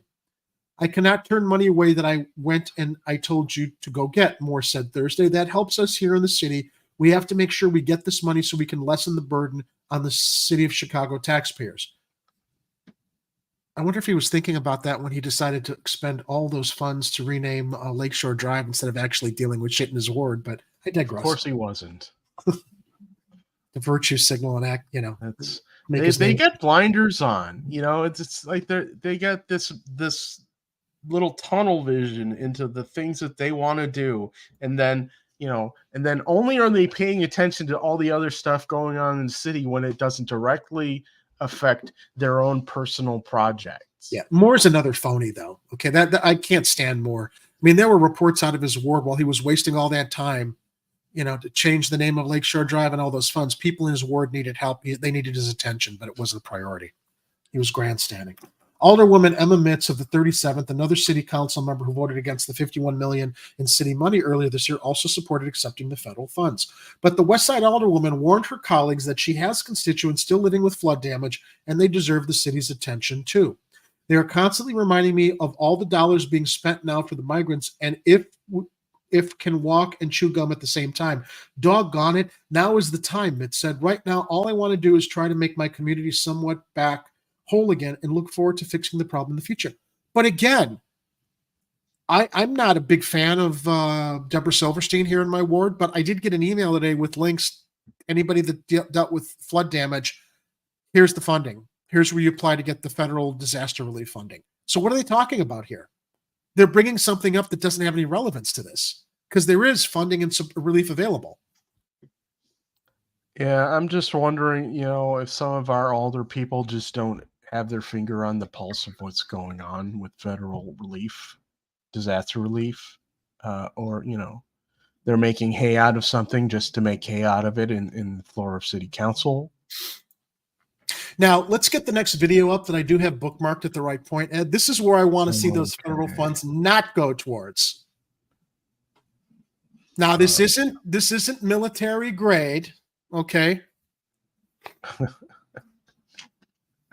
It's not military grade, and this wasn't in relation to housing migrants. No, but still, these are the pitfalls of this idiotic. Well, let's put up tents and put up tent shelters for the migrants instead of actually using existing structures that we could put money into and then redevelop that we can use after solving the temporary crisis. So this is just the no. There's commentary. Coverage? There's commentary. Takes a moment until the. Oh, this must have been from the Chopper 2 live stream when they were covering from the CBS 2 newsroom. we have Chopper 2 now flying over this emergency scene that is taking place now in real time in Bedford Park. We know that multiple people, as that lower line shows you, multiple people injured in a tent collapse. Again, this is in Bedford Park. We have reports and have heard from sources that multiple people have been injured, that potentially more than a dozen people injured, transported to various hospitals. It appears, as if you're looking right now, as if this were some type of potentially outside picnic, outside event, something happening in the parking lot here when it appears that large tent-like structure collapsed. The collapse happened at sometime around 10:45 a.m. This is taking place at the Cintas Uniform Factory parking lot. At least that's the location we have. 73rd and Central, to be exact. Okay. That We've seen enough of it. Okay. All I want to say is that, okay, so it's not a military grade tent and it's not to house migrants, but you know what? You know how you could avoid the possibility of that happening? Retrofitting actual physical structures whose roofs and ceilings will not collapse on people as they can in a tent setup. Yeah, I mean, all it really takes is a severe weather event, and you don't know. Even a military grade tent, is probably nothing up against a hurricane, right? Or a snowy Chicago blizzard. Yeah, with snow accumulating up on the roof.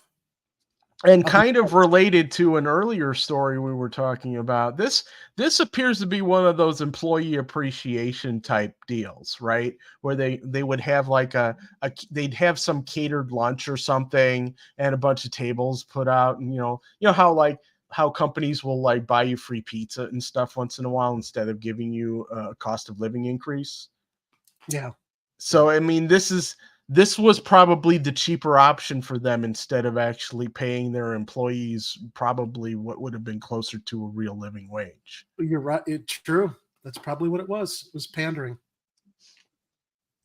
So, but I mean, look, I would have to check Glassdoor to confirm if you work at Cintas and they're paying you well. By all means, let us know. And if you were injured at this event, I hope you are recovering. Yeah. So for anybody that is complaining and thinks that, as we reported in our last story, what did they say? The mayor's office expects that the migrant crisis to cost the city another $123 million through the rest of the year. The total cost of Chicago's migrant crisis by the end of 2023 is estimated to hit $255 million. That's a little bit more, but still commensurate to the amount of money that the city is spending on police settlements. Yeah. For anybody that's complaining about how much it costs to help homeless people and how much it's going to cost to help migrants, maybe if we weren't paying so much in fucking police settlements, we'd have the extra money to help both. This comes to us from Alice Yin and Gregory Royal Pratt at the Chicago Tribune. I hope I don't get stuck with a paywall. No, I don't. Okay. I'll send you the archive link in the private in case you need it. Okay. Chicago City Council approves of one of its largest police settlements in years, accepts more migrant funding despite objections. Oh, so they're reporting on the migrant story we just reported on, but they're covering two stories in this article. Chicago aldermen, because there were budget hearings, weren't there the other day, Ed? That's what you were watching? Yeah. Budget discussions? Okay. Chicago aldermen approved one of the city's largest police misconduct settlement awards in years Thursday, while also diving into an emotional debate about what the city owes newly arriving immigrants as longtime Black residents feel overlooked. The city council approved a $25 million settlement award in a police misconduct case in which two men were wrongfully convicted of murdering a college basketball standout 3 decades ago, with no votes from Alderman Brian Hopkins and of the second, Marty Quinn of the 13th, Silvana Tabarez of the 23rd, Bill Conway of the 34th, Antonio Napolitano of the 41st, and Brandon Riley of the 42nd. The settlement produced scant discussion on the council floor. Aldermen have approved $220 million to pay out Chicago police-related lawsuits since the start of 2021. $220 million to pay out police-related lawsuits. And I'm asking still, if doctors and attorneys and other working professionals have to carry liability insurance, why don't police officers? Why? They should. They should. Why are taxpayers tasked with paying for the grotesque abuses of power carried out by too many bad, not all, but too many bad Chicago police officers, too many working in Chicago law enforcement?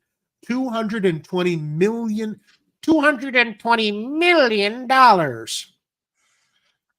in police settlements since the start of 2021.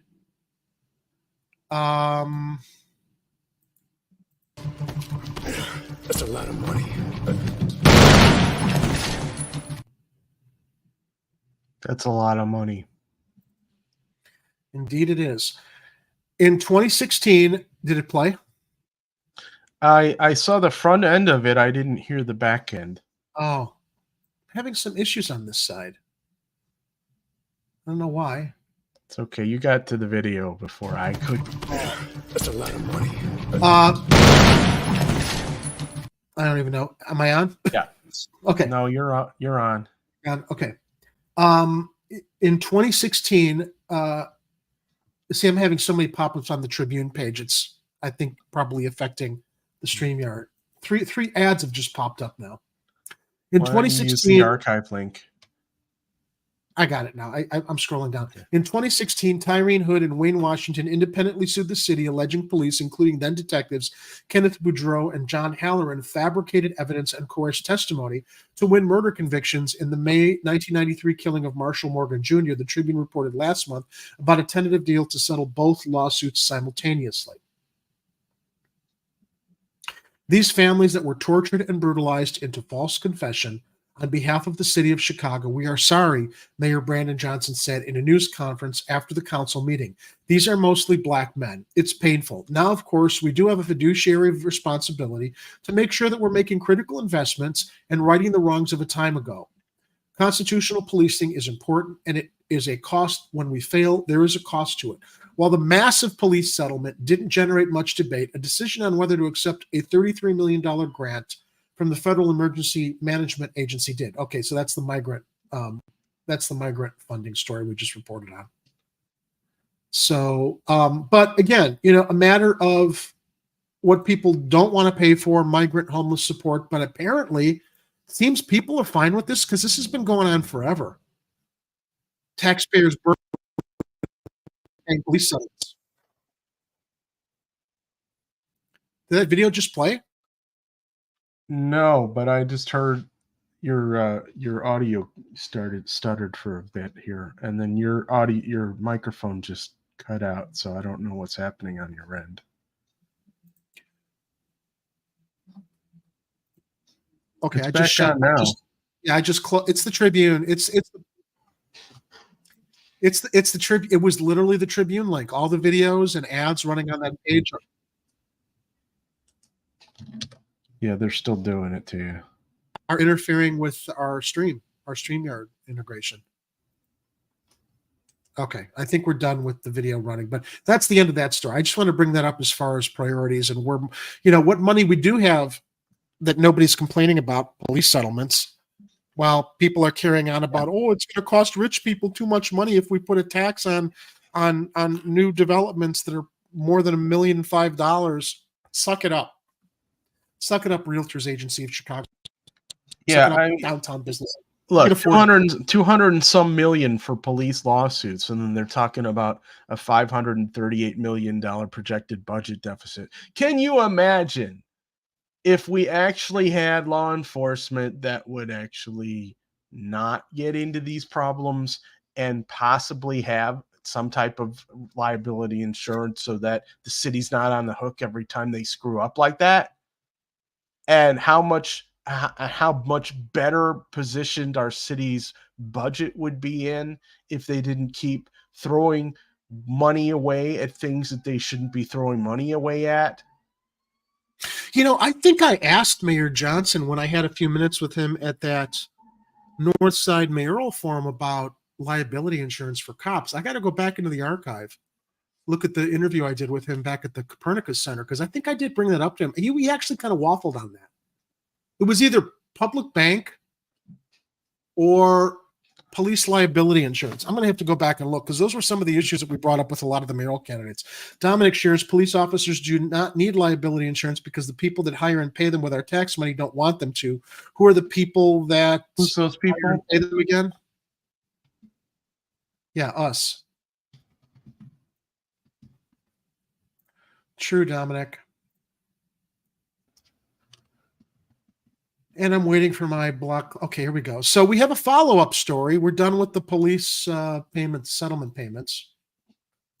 We have a follow-up story, which I'm very, very glad to see resolved this way, although it should have never happened to begin with.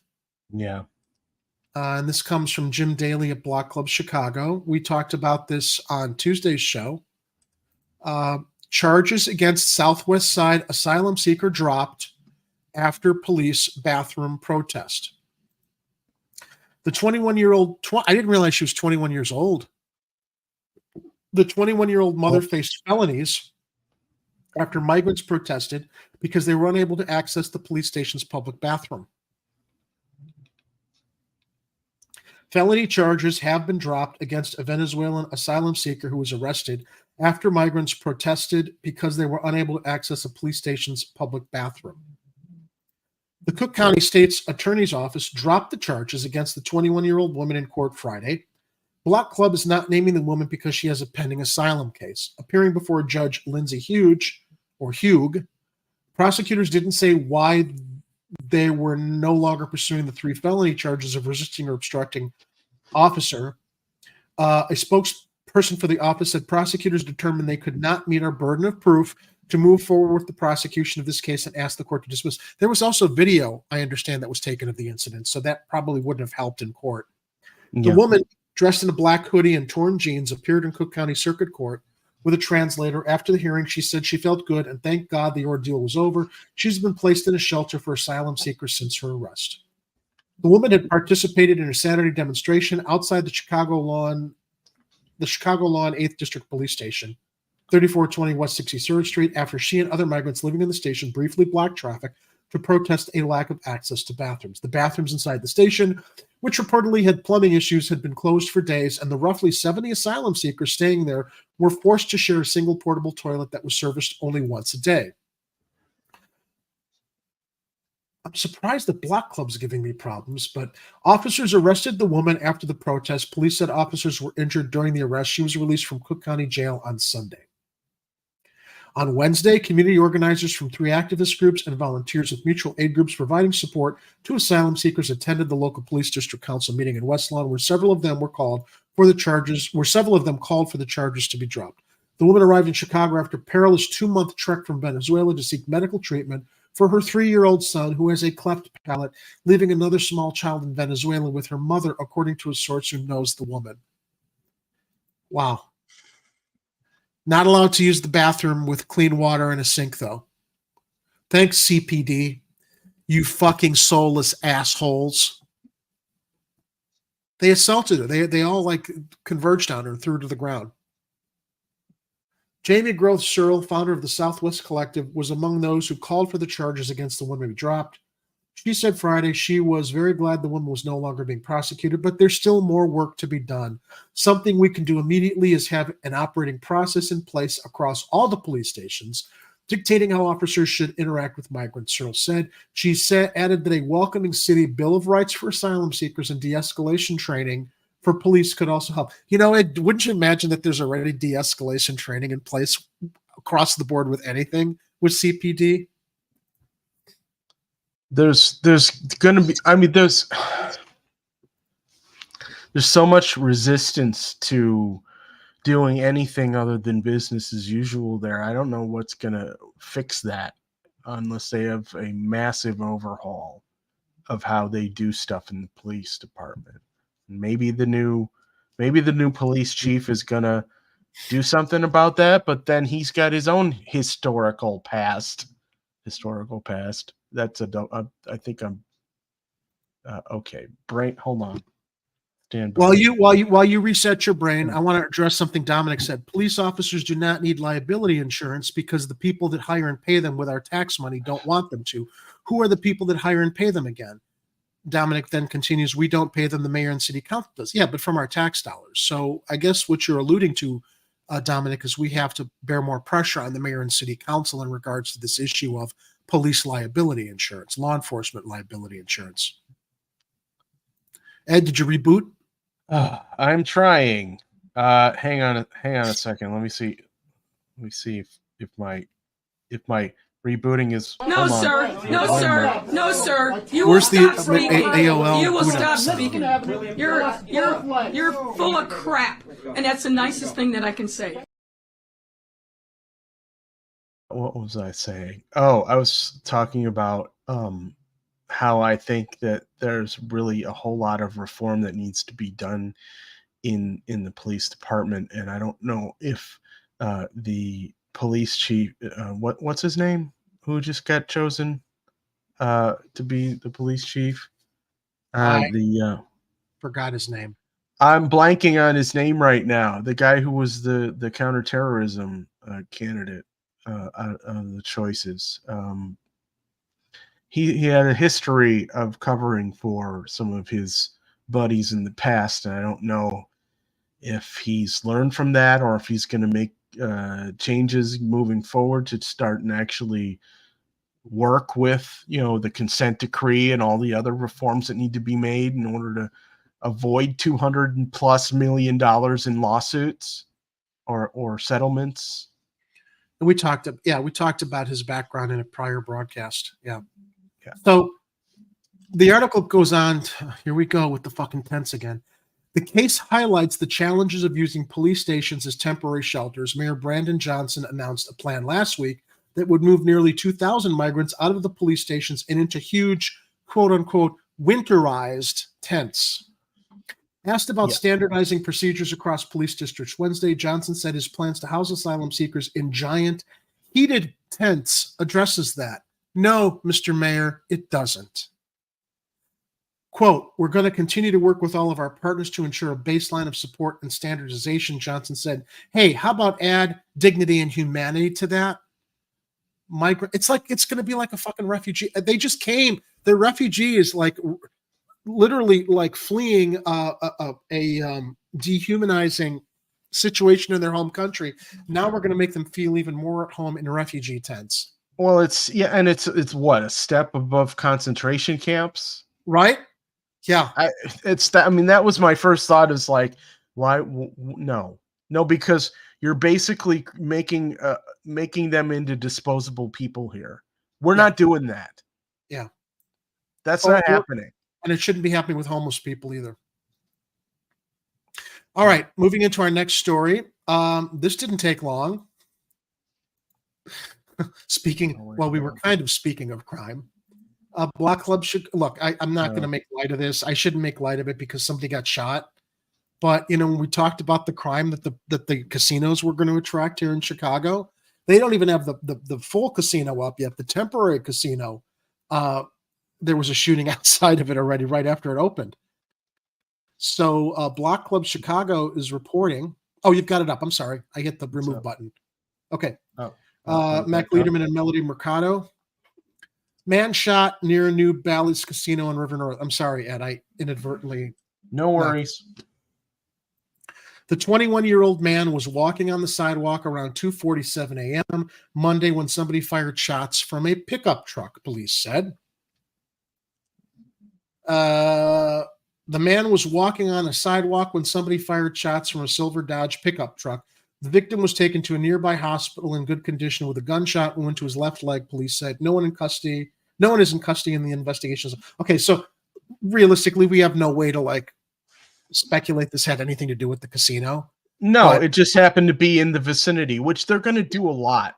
Yeah. And they do this all the time with news stories. It's like if it's near any kind of thing that could be considered a landmark or a notable location, well, this thing happened near this location. So you can tie it to that event, and all of a sudden, that's the reason why it happened. We don't know that. Well, we don't know that. I mean, look, there were shootings there before the Medina Temple. The temple, originally a place of worship, has now been converted into a temporary gambling casino. And look, I mean, you don't know. Maybe somebody was targeted. We don't know. But some dude goes on social media, says, "Oh man, I'm gonna check out the casino. It's opened up this weekend." And then some dude who hates him goes, "Oh, so that's where he's gonna be." Takes his Dodge pickup truck and drives by and tries to take a cheap shot at him. In a statement, a Bally's Chicago spokesperson said they were confident the shooting was unrelated to the temporary casino.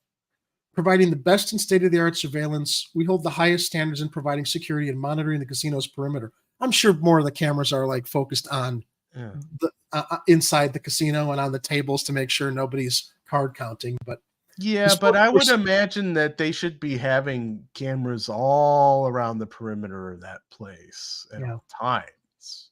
There should already be blue light cameras on all those corners, I would think. And now I would be concerned that they're accidentally going to get hacked. We will. How can we get in on that action? Do you know any hackers? We need to develop our relationships with Russians hackers. We will continue working closely with CPD and other law enforcement agencies. Bally's was chosen in May of 2022 from blah, blah, blah, we know.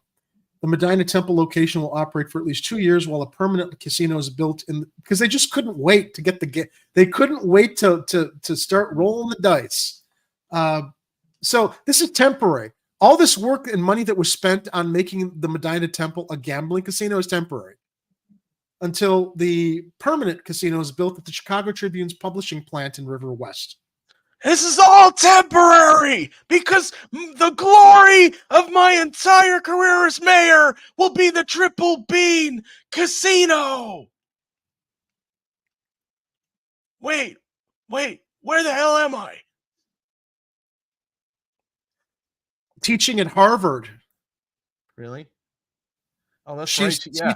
She's teaching at Harvard, teaching people how to avoid press crises or something is what it is. How to deal with the press. Yeah. And doing politics. And I'm like, no, she's like, yeah. Okay. Another one that failed upward. It's like a volcano teaching a class on how not to erupt. Do you know how much the temporary site cost, Ed? I'm going to tell you. $1.7 billion. Oh, no, I'm sorry. My mistake. That's the permanent site. Okay. The $1.7 billion permanent site at 700 West Chicago Avenue will double as a resort with 3,400 slots and 173 table games, in addition to an exhibition hall, 500-room hotels, a 3,000-seat theater, and 11 restaurants.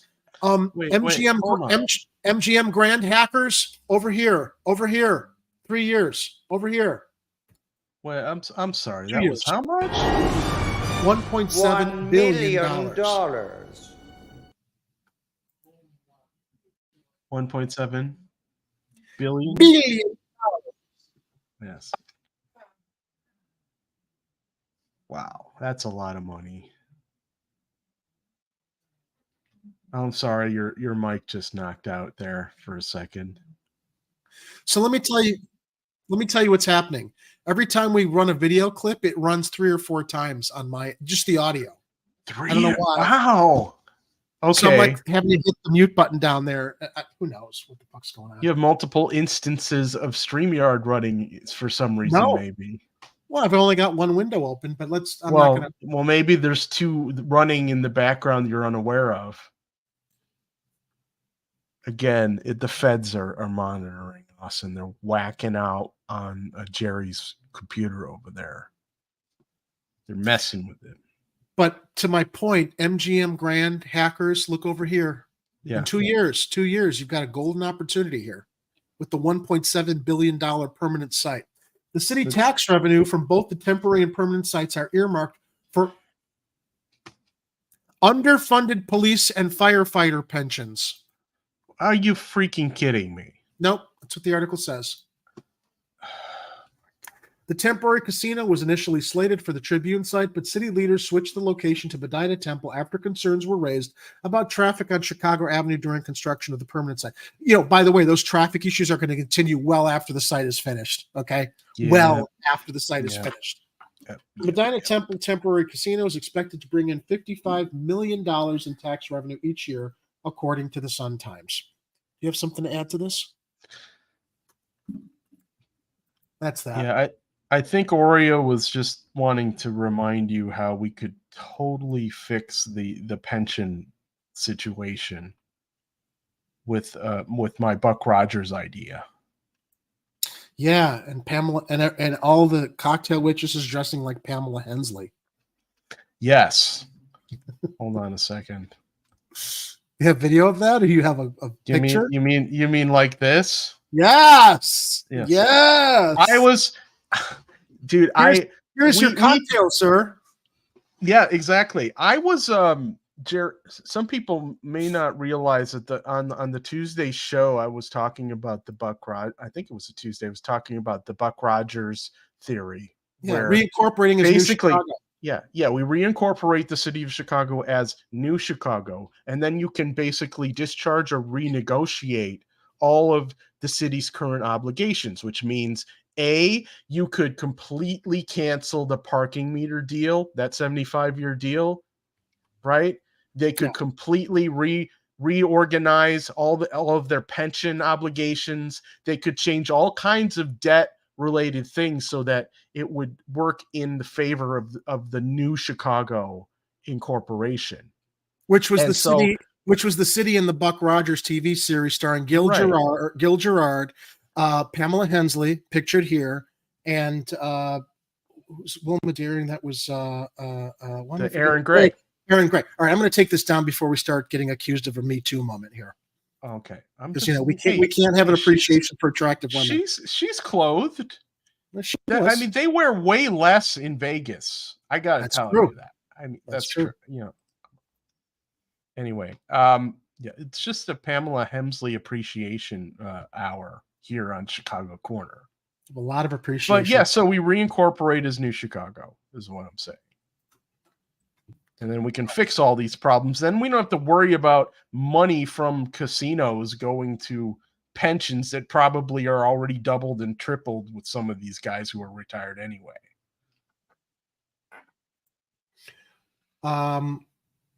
Let's get the fun part of the show queued up. Wait, there's a fun part? Oh, yeah. Oh, here comes the fun. Before Oreo sits on my... I got to close some tabs and open some new ones here. Okay. Yeah, I'm trying to get stuff set up on this end. You know, he just sat on the keyboard and I'm... All right. Ladies and gentlemen. Hold no cars. Hold no cars. UFO landed on Michigan Avenue.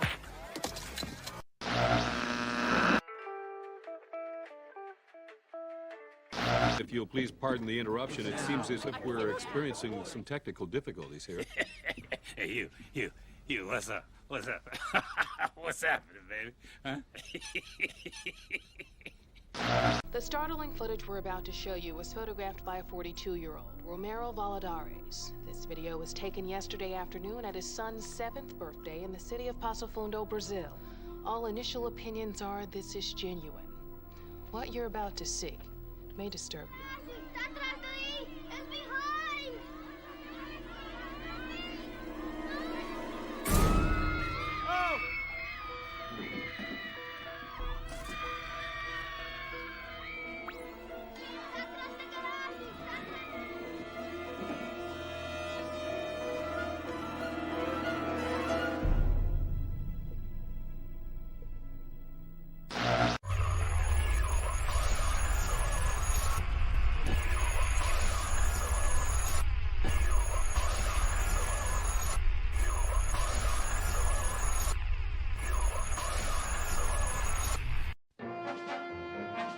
Extraterrestrials, strange phenomena, missing persons, lost continents, myths, and monsters.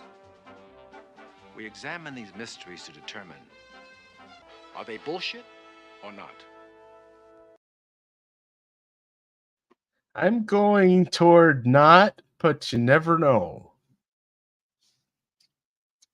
And while we wait for Jerry's audio to catch up on his end, I just want to thank everybody for joining us this evening and to remind you all that if you want to find us and cannot find us on the normal places, go to chicagocornertv.com. You'll find all the links to our social media.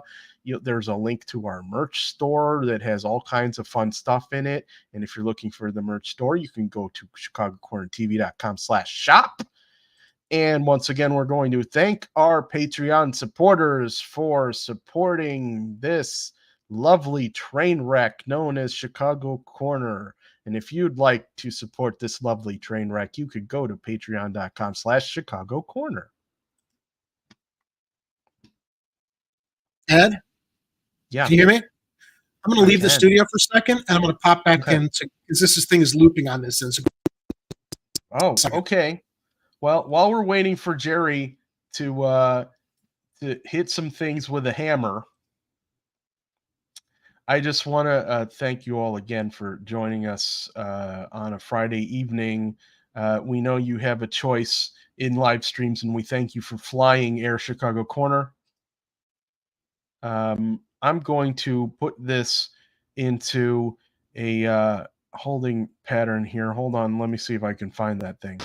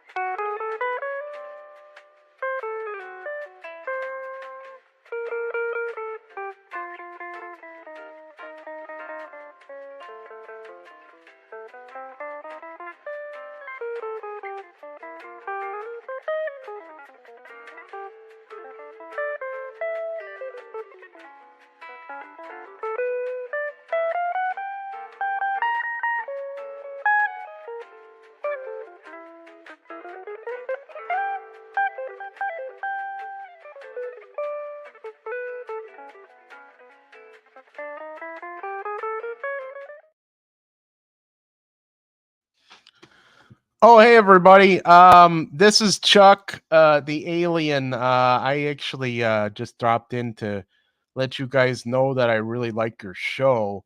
And it's just weird that I'm the only one on the screen right now. But also I wanted to remind you all that you guys could head over to that Chicago Corner merch store right now at Chicago Corner. Wait, hold on. ChicagoCornerTV.com/shop. And I just added a couple items to the bottom of the store there. I mean, there's some really cool stuff here. Like you got that laser eye doppelganger Jerry and the Streamcat Oreo style. And but at the bottom there, oh hey Jerry, I hope you don't mind, but I added these Chuck's Intergalactic Pizza Delivery featuring the finest pizzas from planet Earth, as featured on Chicago Corner T-shirts. And now there's a version that's available for the people on planet Earth in the, what is it, the UK and EU sections of the planet. That's good to know. I just hope Yeah. somebody buys something from our store. Yeah, so do I, because, you know, we do that intergalactic pizza delivery and it makes some bucks, but, you know, garments are where it's at, really. You know, you buy those, you get that extra money coming in from the t-shirts. So again, I want to thank you for giving me the opportunity to speak on your lovely program, and I will hand the stream back to you, Mr. Vasilatos. Thanks for holding the ship, Chuck.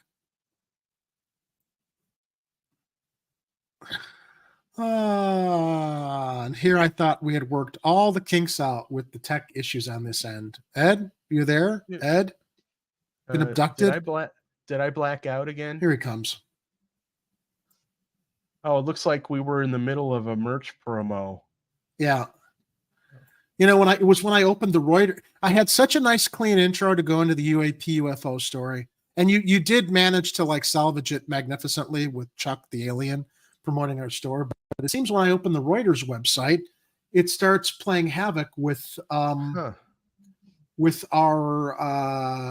StreamYard interface. So I'm going to try this once more because I literally just restarted the Chrome browser. Let's see if I can open the Reuters story to share with everybody what NASA reported. This was supposed to be a big deal. Oh, there's a video in it. Okay. Maybe that's what it is. So NASA decided to have a big hullabaloo conference to share with the public what they know about UFOs and UAPs. And you know what they reported, Ed? They see no alien evidence of anything. NASA. But give them more money. Give them more money to research it is what NASA came forward with. All right? Yeah, we should look into this a little more. Why don't you fund us a little better? Now, one of the key things that I took from this conference, though, that no reporters jumped on was the fact that they said they see no alien extraterrestrial evidence, right? From other planets. Mm-hmm. Well, that still kind of avoids the possibility of interdimensional travel, as we've been speculating on, not from there to here, right? Not from here to here, but like folding,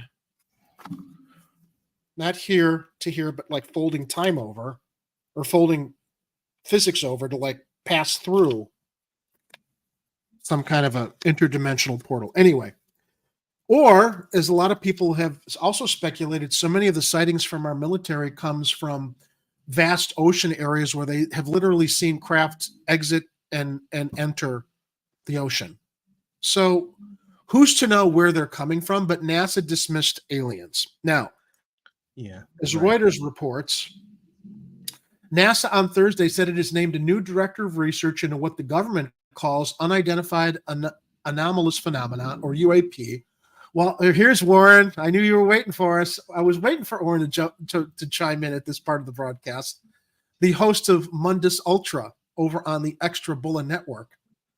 Yeah, he says, why do space aliens sound like they're from Chicago? I don't know. All right, you know what? Screw it. Run the video on your end. I'm pausing it here. Let's just run the video since I'm having tech issues. If you've got it queued up on that end, it would be better to like hear from NASA. Okay, hold on a second.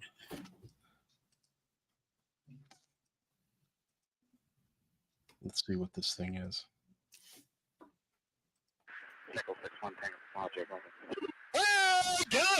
NASA has announced that it's creating a new director of research into what the U.S. government calls unidentified anomalous phenomenon, or UAP, more commonly known by the public as UFOs. The U.S. government has made headlines in recent years by releasing videos like this jet fighter footage showing such encounters after decades of relative silence on the subject. Thursday's announcement of a new UAP director came on the heels of an independent panel at NASA, which recommended that the agency play a larger role in helping the Pentagon detect the things. The panel also said NASA should increase its efforts to gather data on them in general. This was NASA Administrator Bill Nelson, a former astronaut and senator. The NASA independent study team did not find any evidence that UAP have an extraterrestrial origin. But Pause. Excuse me. Pause. Hold on, Jerry. I'm not hearing you. Your audio is crapped out at the moment.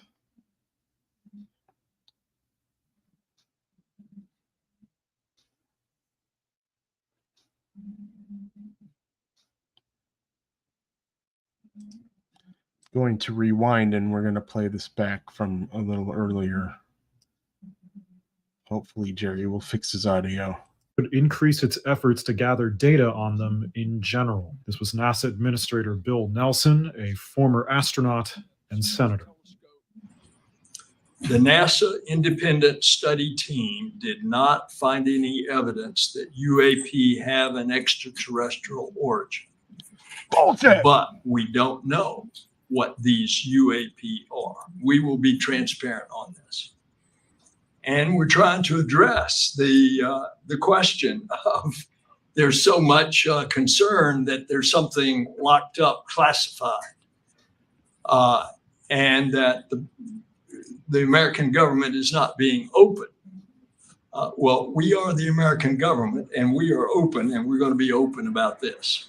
NASA has not publicly named its new UFO chief and asserts that it's partly to avoid online harassment because members of the panel were targeted with trolling and threats. The panel only had access to unclassified military reports and says it wants to increase its use of public data from the likes of airline pilots. It also says it's trying to remove the stigma attached to the subject and witnesses.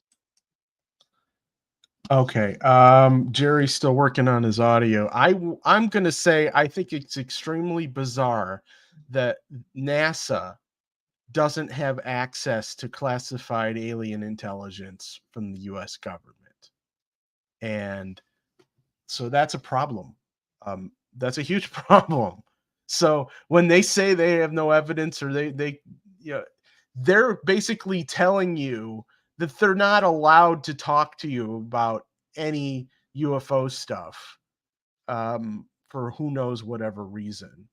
And depending on who is actually experiencing these encounters with unidentified whatevers, the group that was just talking to you is not privy to that information. Or they're just lying. As Uncle Warren says, they're full of shit.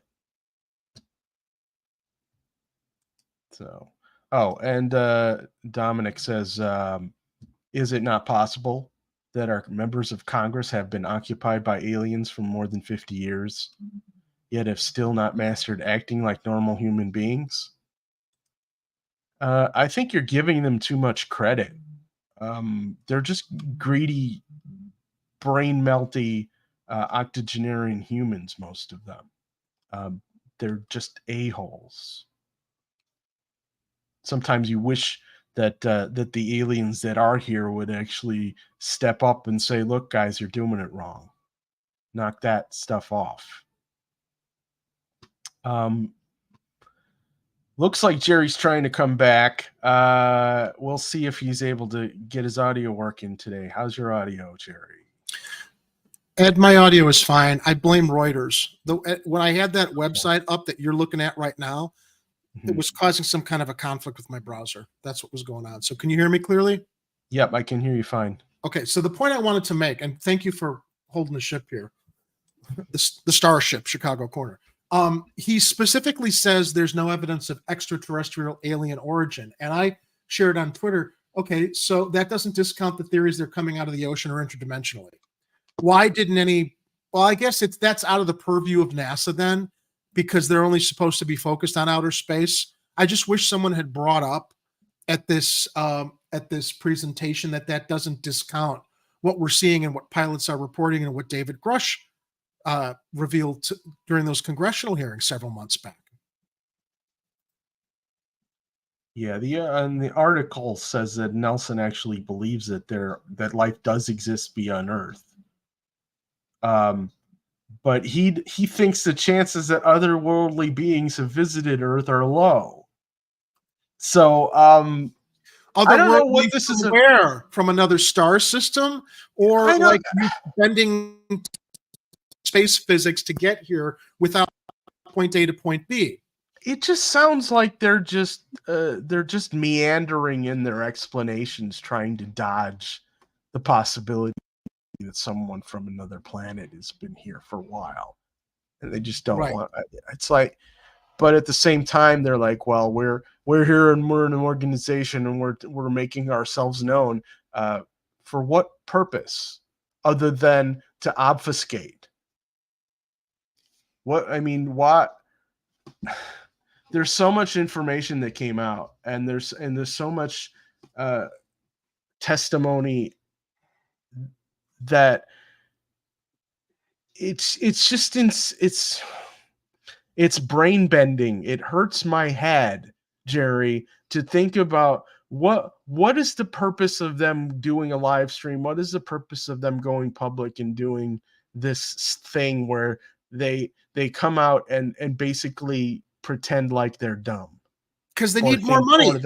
Because they talked about that more money was needed to continue exploring and investigating this stuff. That's what NASA basically like capitalized on the opportunity here to like get more funding. Now have you heard the Jimmy Carter story, Ed? Which one? As it relates to UFOs?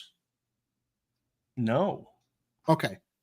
I'm trying to find it here on my phone because I don't want to risk opening a browser and having problems into the show here while we've been doing so well. So essentially, Jimmy Carter claims he saw a UFO way back in the day. And he also claimed when he got into office, if he won the presidency, he was going to make it his business to get to the bottom of UFO stuff. Let me pull it up here on my phone real quick and see if I can find the exact story that I had shared off of Twitter, because my phone is much more reliable than my laptop. Okay. So during his 1976 campaign, Jimmy Carter said that if he won the election, he would release all the government information on UFOs. After being elected, he decided not to do so because of some national security concerns. What were those concerns? Apparently, he was briefed. Here it is. Ex-NASA researcher Ed Harris, not the actor, claims that the story of President Jimmy Carter crying after being briefed on classified UFO information is true. Even Richard Dolan writes about this in his book. Why did Jimmy Carter cry after being debriefed on UFOs? In 1973, before the presidential elections, yet to become president, Jimmy Carter filed a report with the International UFO Bureau claiming he had seen a UFO in October of 1969.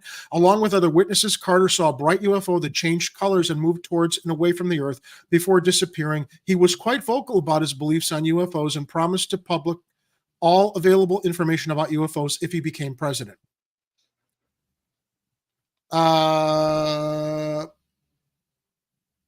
As for the object Carter saw, it has since been classified as a high-altitude barium release cloud launched from Eglin Air Force Base, which sounds legit. However, after winning the presidency, Carter backed away from the promise, citing concerns from national security and defense implications. His experience with the UFO is just one of many reported sightings that have fueled conspiracy about extraterrestrial life and government cover-ups. Now, here's the point of his disturbing briefing.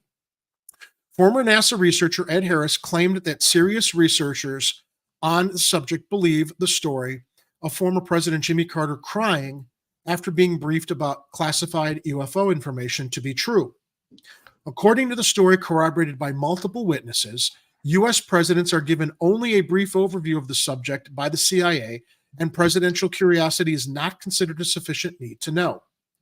After being repeatedly stonewalled, Carter was given the quote-unquote talk, which reportedly left him deeply sobbing and visibly disturbed for weeks. He was told that major religions, including Christianity, were created by extraterrestrials to prevent humans from destroying themselves while they ran experiments on us, and that they made us. Carter, a deeply religious man who had witnessed a UFO with 6 other people, realized that releasing such information could cause tremendous economic and social upheaval. Now, Brian Johns, Ed Harris goes on to say, this is his statement on Quora. Yes, the incident of Jimmy Carter crying after being briefed about classified information regarding UFOs is largely believed to be true. As a forewarning, the following information is very unsettling and will explain why Carter never kept his promise of revealing classified UFO information to the public. So I just shared the story. It was corroborated by many witnesses. Everyone thought that he would be the one to finally release UFO information to the public. But as the story goes, he was repeatedly okay, I got through this. I'm sorry. It's the page I'm reading from on my phone is repeating things. But I want to get to Ed, his point. Okay, here it is. Here's the point that Ed Harris makes at the end of sharing this. I should add that I am not only a Christian, but a clergyman. So I'm in no way attempting to promote atheism here. In fact, how God fits into this might be an interesting separate post. Nevertheless, these are the facts as I know them to be true. I've located another article that also talks about the Jimmy Carter CI story, and apparently the person who basically made him cry, according to an unconfirmed account, was then CIA Director George Herbert Walker Bush. Interesting. Didn't know that. So, I mean, every time I hear stories like this, where they're talking about how aliens made us, or they created religions, or whatever, it leads me back to the Stargate SG-1 television series. If you're not if you haven't watched that at home, go to Pluto TV. They got a whole channel. They're showing all of them in sequential order, and you could probably watch them in video on demand. They cover a lot of ground, and a lot of it is somewhat related to some of the stories that have been coming out about encounters with extraterrestrials and spaceships and different types of power sources, like superconductors and other types of endless energy sources, and then and also advanced races of extraterrestrials, some of which have taken the role of gods in religions. And so I'm not shocked by any of this information, but I can see how that might bring Jimmy Carter to tears if he was a very religious man.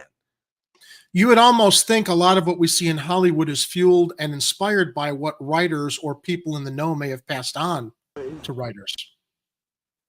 All right, Ed, yeah. I've got a video to share. This was taken by my nephew in Florida. My nephew Alec, who's off to school now in Florida, who's a great believer in everything that we believe in and talk about here too. And I hope this plays right. I'm trying to cue it up. It's a big video file he sent me, but let me play it and see if it plays back. He and his friends were outside screwing around, and he saw this in the sky. I don't know what this is, but I'll play it back a couple times. It's not perfect, but it's clearly not fabricated.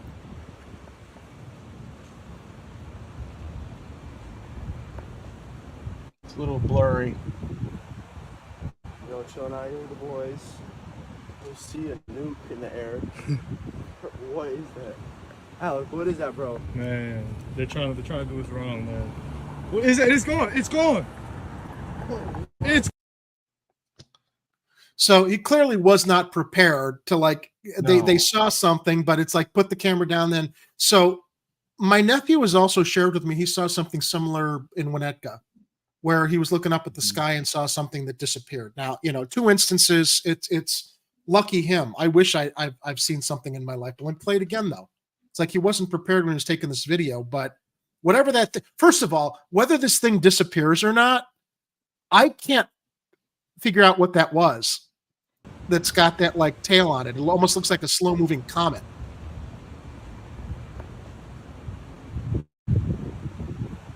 Yeah. Chilling out here with the boys. We'll see But a nuke in the air. It's just not enough detail to know. What is that, bro? Because Man, I mean, that could they're be trying to anything. do what's wrong, man. What is it? It's gone. It's gone. It's. So here's the thing that strikes me, though. Again, I can't, even before it's gone, and they notice that it disappeared quickly. Comet, airplanes don't have tails like that at night. They don't have any kind of a trail in the back end.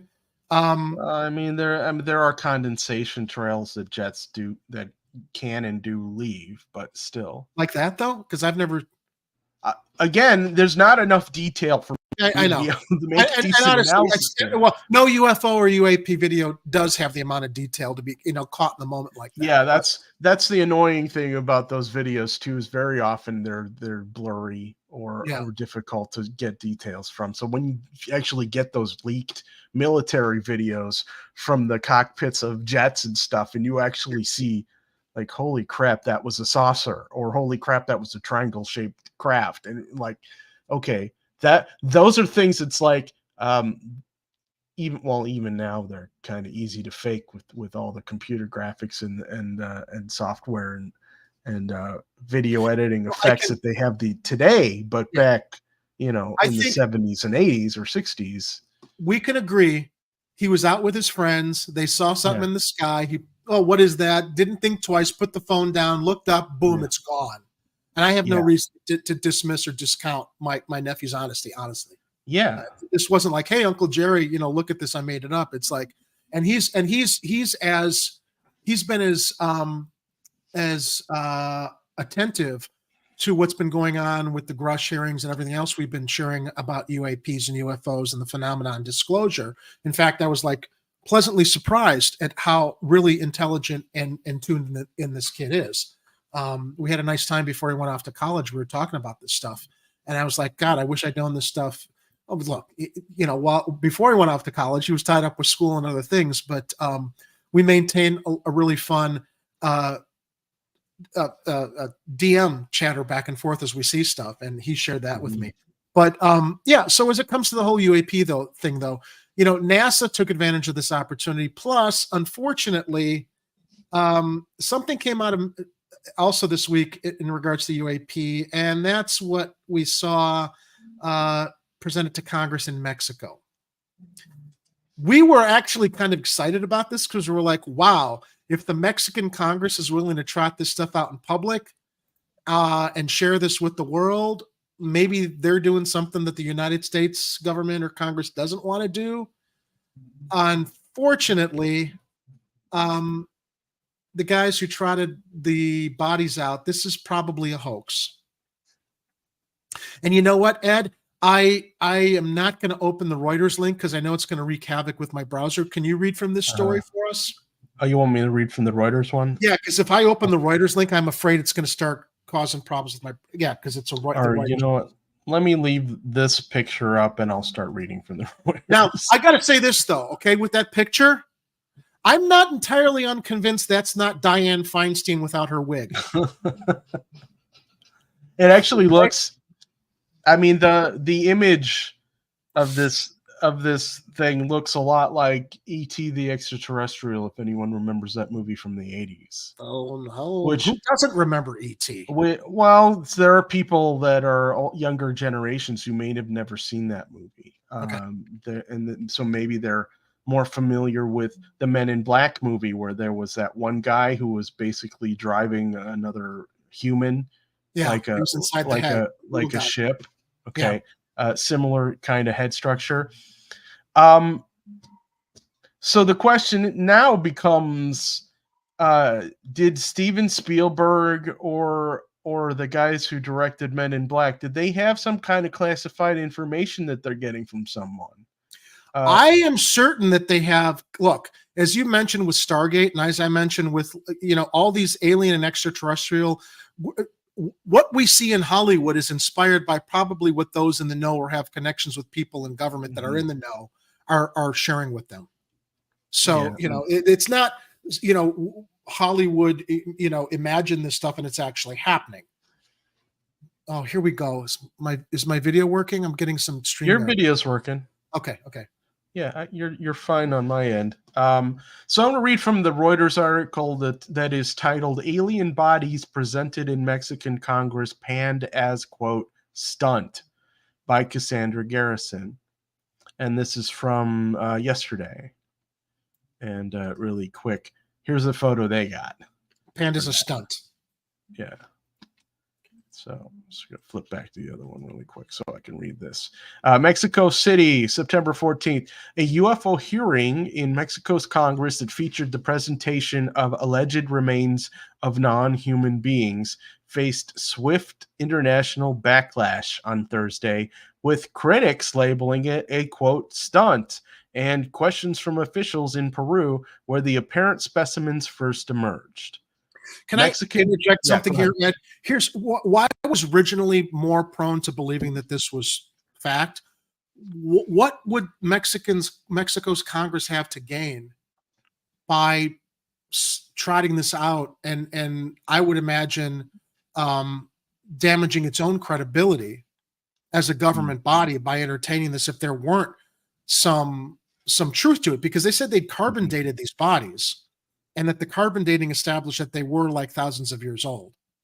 Yeah. And from my perspective, you can do DNA tests. There were multiple bodies here. They were x-raying them. They were seeing skeletons inside of them. And it's like, why don't you just dissect one of them and prove once and for all whether these are real, biological skeletons inside of some kind of other non-human entity, or if this is some like hoax where people are saying that, oh, someone decided to take chicken bones and femurs and construct this thing. Okay, great. If that's what the x-rays are seeing, but like, what is this on the surface? Is this skin? Is this skin material? You got to be able to figure out what the materials are that made this thing, if it's indeed a hoax.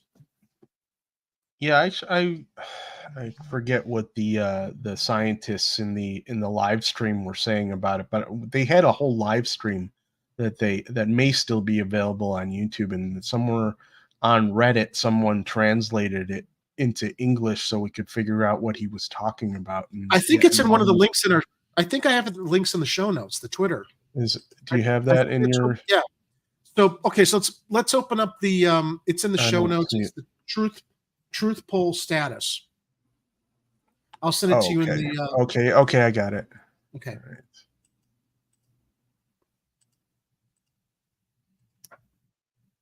Okay. Yeah, it says translation of Mexico's UFO UAP congressional hearings, unveiling of actual corpses of non-human biologics. This is from @TruthPoll over on Twitter. It says details recovered in Peru in a diatom mine and found in 2017 between Palpa and Nazca, not part of our terrestrial evolution, carbon dated to approximately 1,000 years old, not mummies. Bodies are intact. I also saw on social media that these bodies match similar bodies that were recovered in Siberia in Russia. And there were pictures on social media of those mummified remains that match. It's like the same species.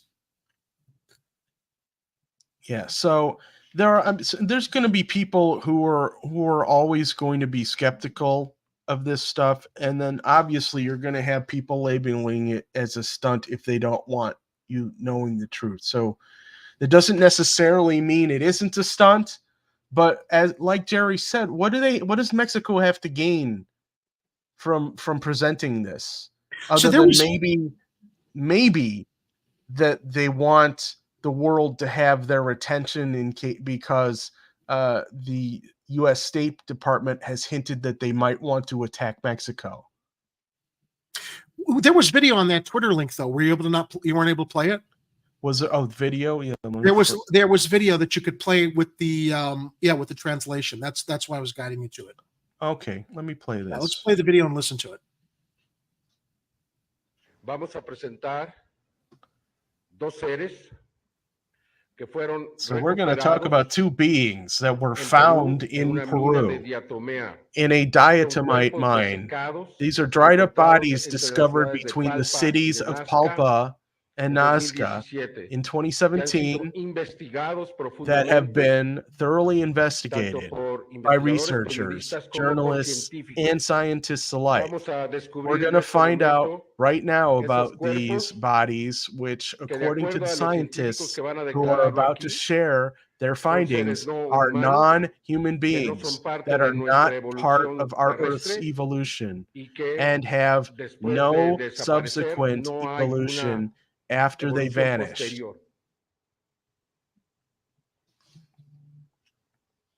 I didn't know there's some, pause it for a second.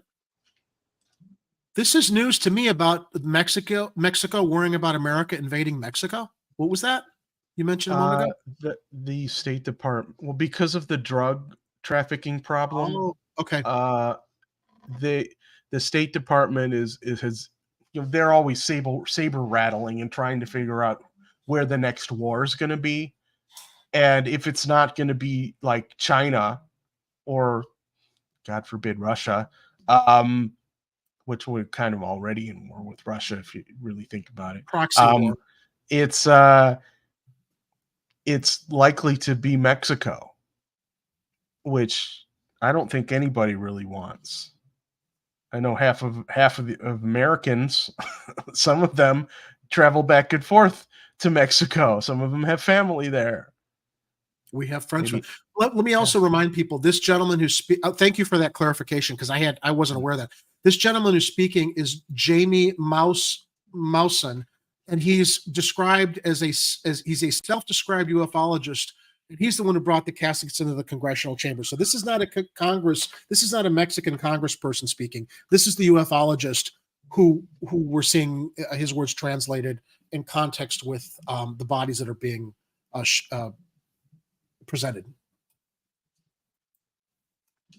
You want me to continue? Yeah, let's continue it. Yeah.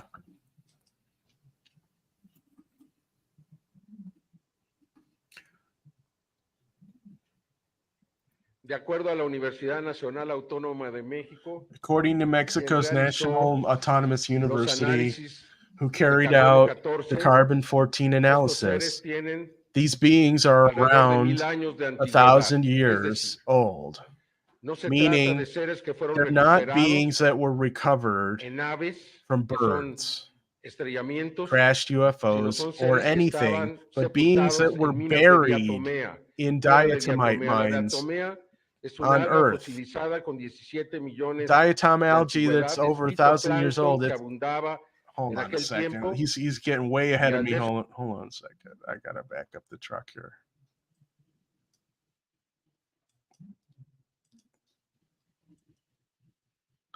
Okay.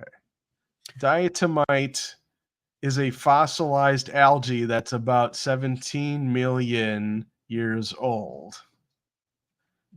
Dominic shares these aliens seem to have no ears, but 2 eyes, a nose, and 2 nostrils and a mouth. Well, there's been a lot of speculation that I'm going to stop using aliens. I'm going to start using these beings because we don't know if they're extraterrestrial or maybe of this earth or interdimensional. There's a lot of speculation that these beings communicate telepathically, in which case they wouldn't need ears. I don't know.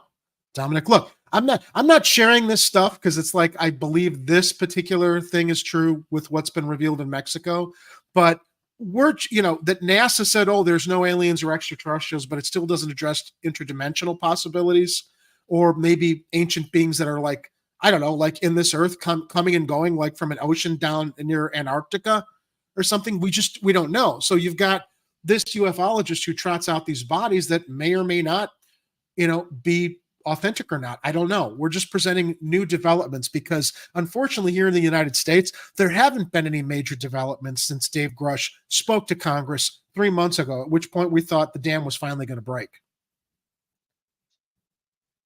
Oh, Art's here.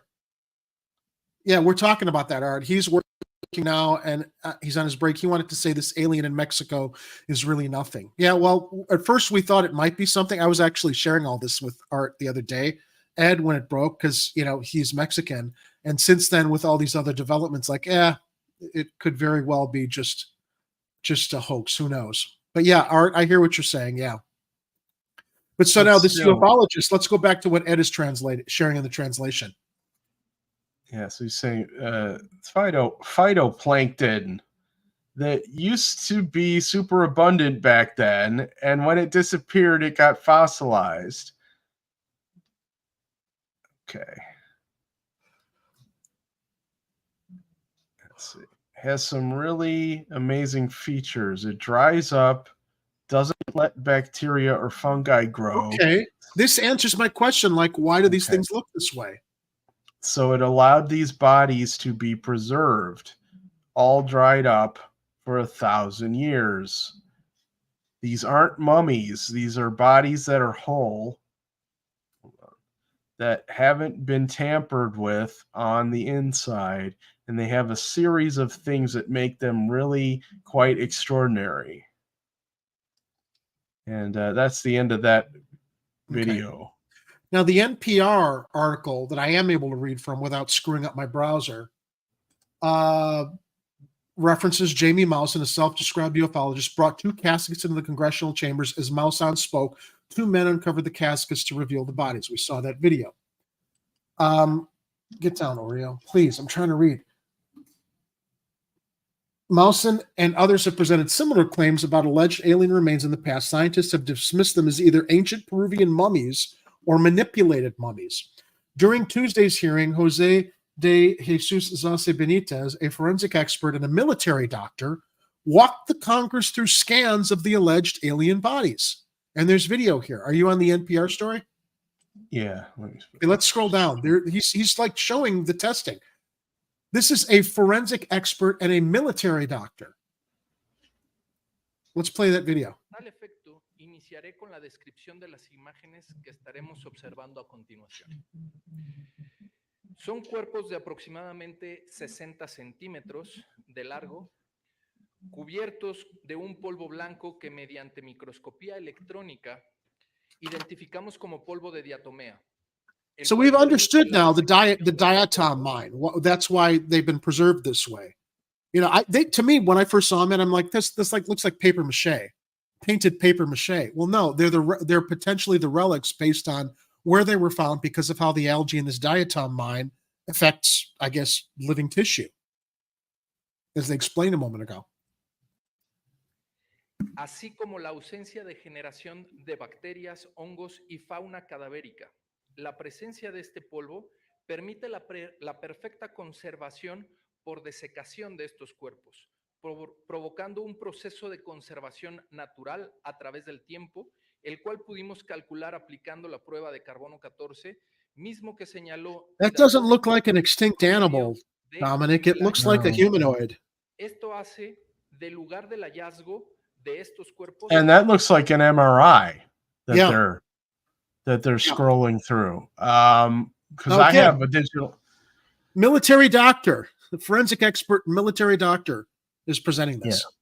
Yeah, for some of you who have gone and gotten like an MRI scan for like your spine or anything, you can ask them to give you a disc of the MRI, and there's software you can use on your PC to look at that stuff, and it works similar to what they're showing here, to where you can look at the different slices that are scanned, and you scroll through the different as it's like almost a 3D rendering of the thing that they scanned. So they're showing us right here the scans of the things that they had in those caskets or whatever you call it. So the carbon dating proves they're over 1,000 years old. Yeah. Debunkers have said, oh, somebody took animal bones and created the skeleton underneath that, while we're seeing this MRI scan presented by a forensics expert and military doctor that's giving us a 3-dimensional view of what we understand is like an MRI scan.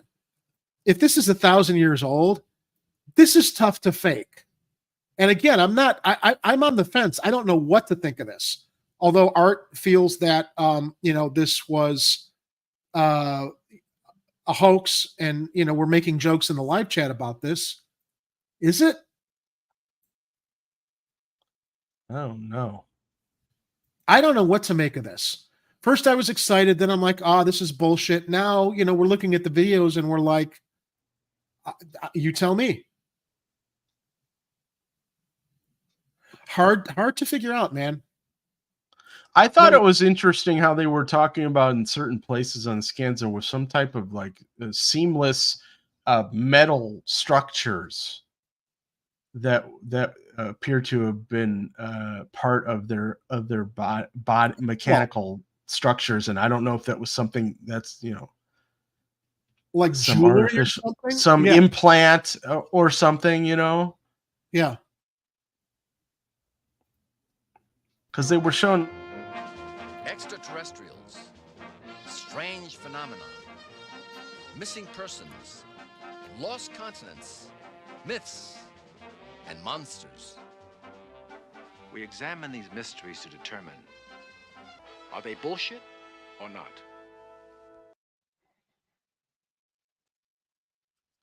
So I got the sound turned off on here because a lot of it was the stuff that I had already read from the other video, but they're talking about look at this weird structure here on the front there with the circular things with the band in the middle. Like they don't think that was a natural part, although it seemed to be seamlessly attached to whatever. So maybe this guy had been injured.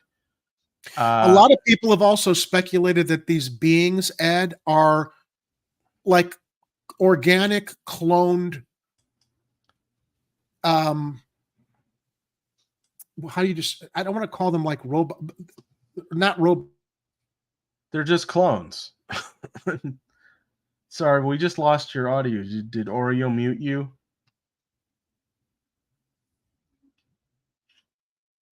Jerry, can you hear me?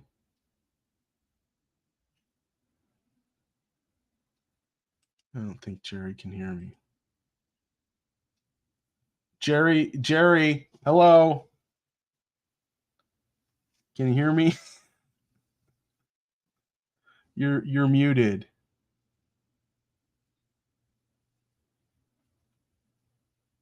Can you hear me? Yes. That's what I get for playing a funny video. So what I was saying is there are some who speculate that these otherworldly beings are like drones, like they're biological clones. They're like worker bees, that are programmed by whatever higher intelligence is sending them here, which is why they're disposable, why their bodies could be. There's so many directions you could go in with this, but those implants there, it's like, yeah, maybe that kind of like supports that speculation, not fact, but speculations. We're trying to figure out what the fuck's going on. The forensic expert claimed the alleged aliens had big brains and big eyes, which allowed for a wide stereoscopic vision, and they lacked teeth, so they likely only drank and did not chew. The hearing also included remarks by Ryan Graves, executive director of the Americans for Safe Aerospace Organization, a former Navy fighter pilot. Graves was one of the U.S. veterans who testified in front of a U.S. congressional subcommittee investigating the existence of UFOs in July. So NPR is going into all this detail about who was there that I haven't seen on all the sites that are dismissing this as a hoax and trying to debunk it. Mexico's Congress also was shown videos of Mexican pilots struggling to make sense of fast-moving flying objects before them. Where have we seen that before? We are not alone, Mauson claimed. On Wednesday, the day after the hearing, Graves distanced himself from it, however.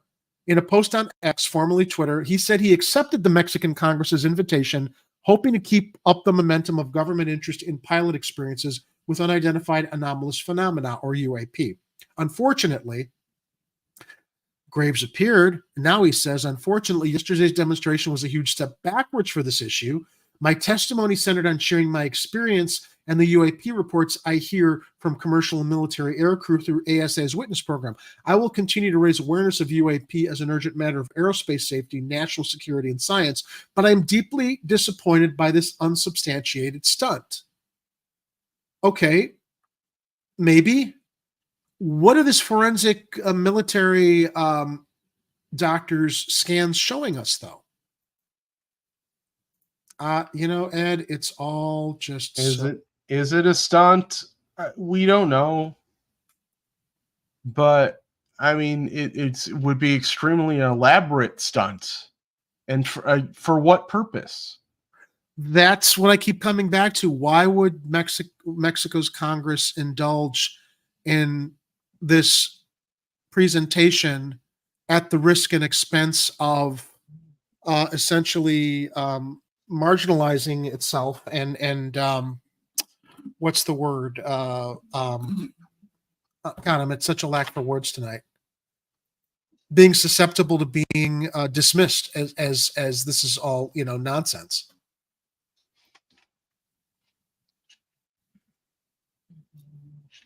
Here it is. Hinky. What does that mean, Vince? Hinky. I don't know, strange. Weird. Why don't you say strange or weird? Hinky, that has no meaning. Why we say hinky? I don't want you guys using words around me that got no meaning. Well, it clearly means strange or weird, Gerard. So I don't know why. Definitely. I don't know why you have a problem with hinky at this point. Oh, did someone make a comment in the chat? No, I'm just talking back to the video clip. Yeah. Oh, Samuel Gerard. Right. I don't know why I'm having so many browser issues here in the show, but our last story related to UFOs and UAPs is actually several years old. It was originally reported April 21st of 2011. Okay. Extra food for thought, however. This came from NBC News in 2011. Is that JFK memo to the CIA about UFOs real?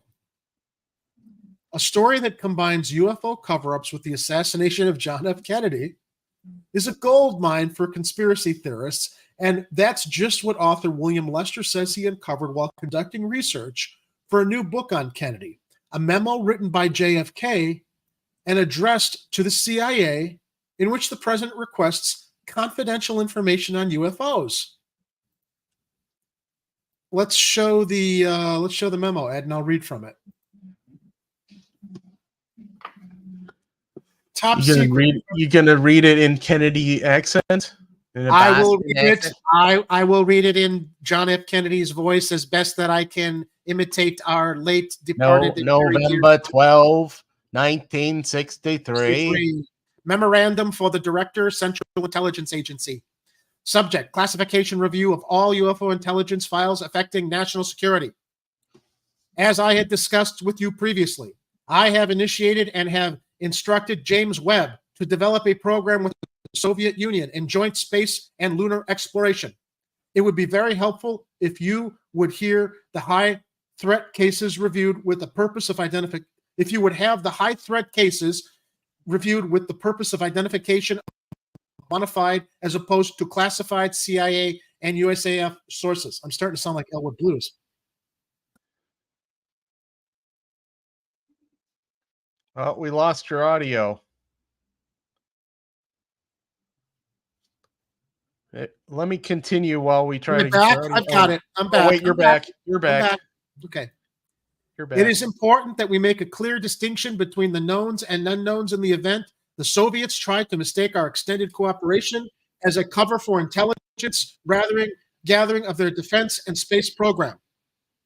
When this data has been sorted out, I would like you to arrange a program of data sharing with NASA where unknowns are a factor. This will help NASA mission directors in their defensive responsibilities. I would like an interim report on the data review no later than February 1st, 1964. Now, this is dated November 12th, 1963. Yeah. A story that combines UFO cover-ups with the assassination of John F. Kennedy is a gold mine, blah, blah, blah. In the never-before-seen top-secret memo, supposedly written on November 12th, 1963, the president ordered the CIA director to organize the agency's intelligence files relating to UFOs and to debrief him on all unknowns in the following February. 10 days later, Kennedy was assassinated. Now, here's my thought, Ed. Oh, wait, hold on. We need trumpets of doom after you say that. Look, can you read that last line again? 10 days later, Kennedy was assassinated. Dun dun dun. Now, I'm gonna speculate this. Kennedy pissed off the CIA in regards to wanting to smash it up because of Bay of Pigs. I don't think if this memo is authentic, and I have no reason to disbelieve it's authentic, I think the assassination had already been planned for other reasons. Okay, this is just a interesting coinkydink to toss into the fact that he was demanding things from the CIA that they probably didn't want to give him. I'm not gonna imagine that Kennedy was assassinated because he demanded UFO evidence from the CIA. But However, what if this was the straw that broke the camel's back? I don't think that they could have planned the assassination in 10 days' time, Ed. I think that was an operation that was well into the planning stages before this memo was drafted by JFK. They could always put things into motion and then cancel at the last minute. You're like, you know what? If he does one more damn thing, let's get all our ducks in a row and get that guy up on the book depository and all those other guys, just in case we decide we don't want to put up with scrap anymore. He just asked for information about UFOs. All right, that's it. We're done. Well, is it also related to working with the Soviets on the space program? Now, the newly surfaced document is bound to add fuel to the undying fire surrounding the president's death. But first things first, is the document authentic? Lester, a paranormal researcher and author of the new book, A Celebration of Freedom, JFK and the New Frontier, said he obtained the memo along with two others from the CIA under the Freedom of Information Act.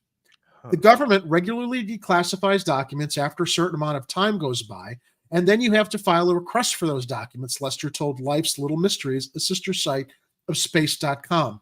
When I was in the process of filing, those letters had just become declassified and released to the public. This happened in 2006 or 2007, Lester said. At the time, I think other people were getting them too. The top secret memo hasn't turned up anywhere else beside Lester's book. However, and some archivists question its authenticity. A research technician at the JFK Library in Boston, who asked not to be named, was unable to find a carbon copy of it in its presidential archive, which holds copies of all of JFK's letters. We did some research into the presidential papers to try and find any evidence of a November 12, 1963 letter to the director of the CIA, John McCone, the technician told Life's Little Mysteries.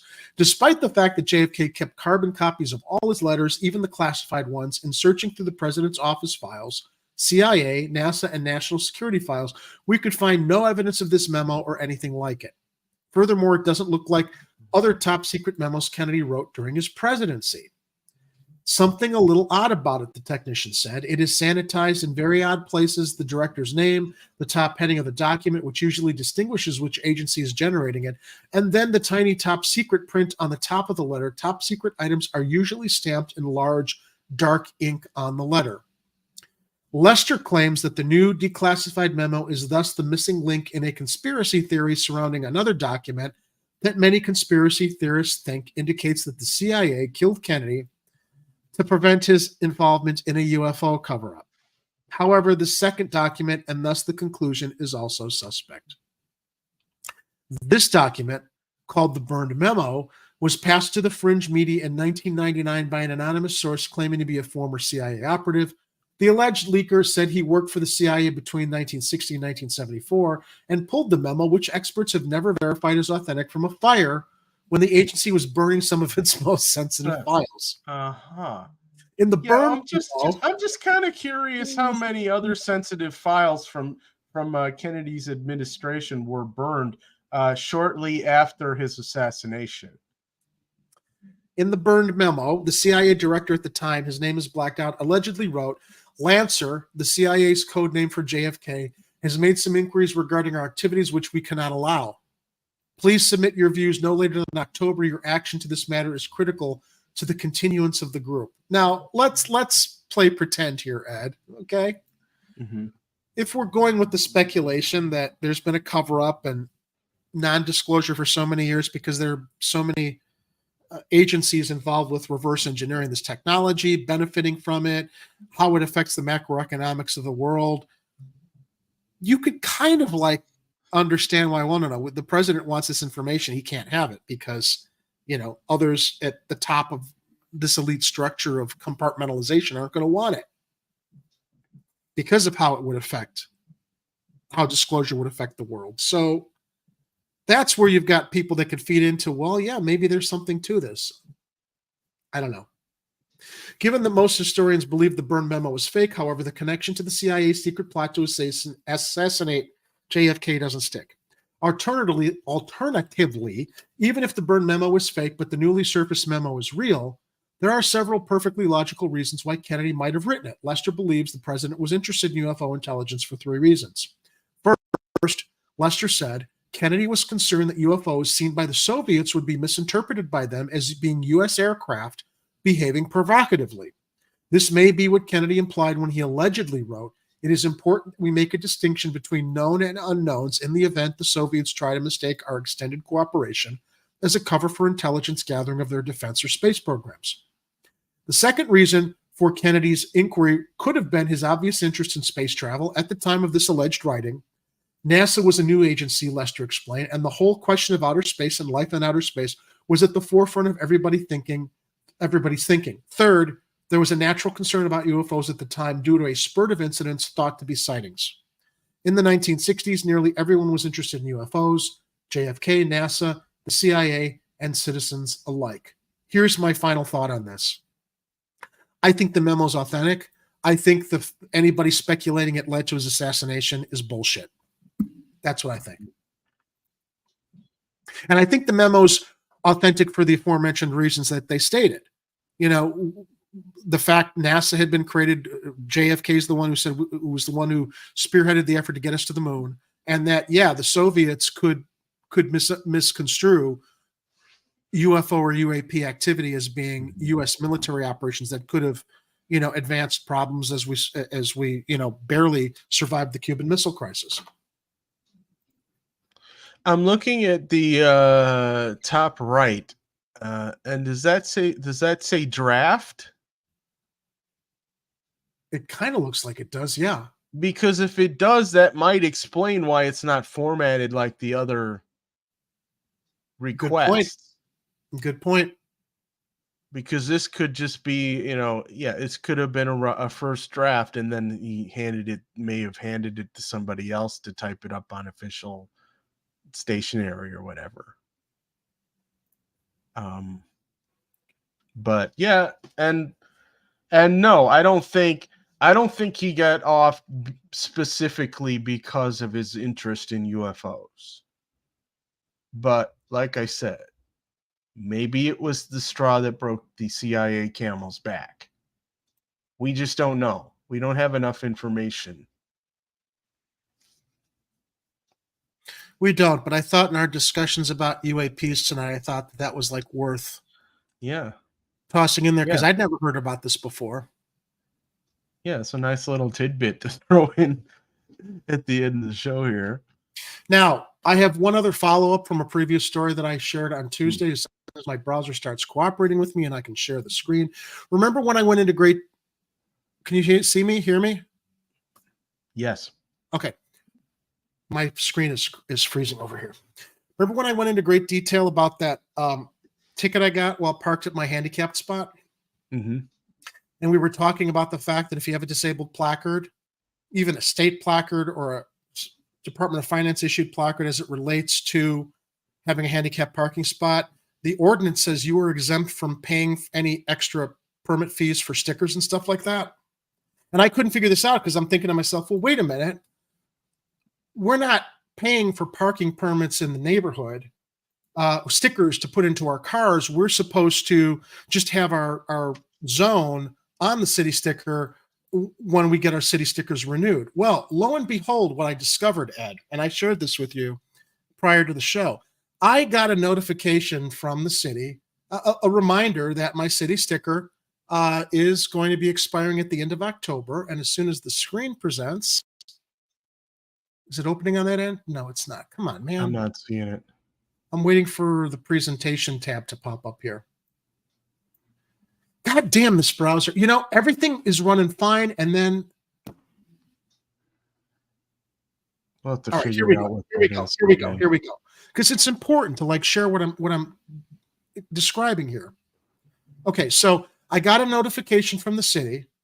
My city sticker is expiring at the end of October. I have to renew it.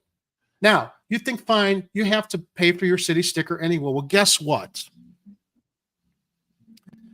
The city of Chicago, if you have your residential parking zone on your city sticker, if residential parking is put in your neighborhood, you have to pay $50 extra for your city sticker. You're not just renewing your city sticker for, in this case, God damn, is this video? Okay, here we go. I don't see it yet.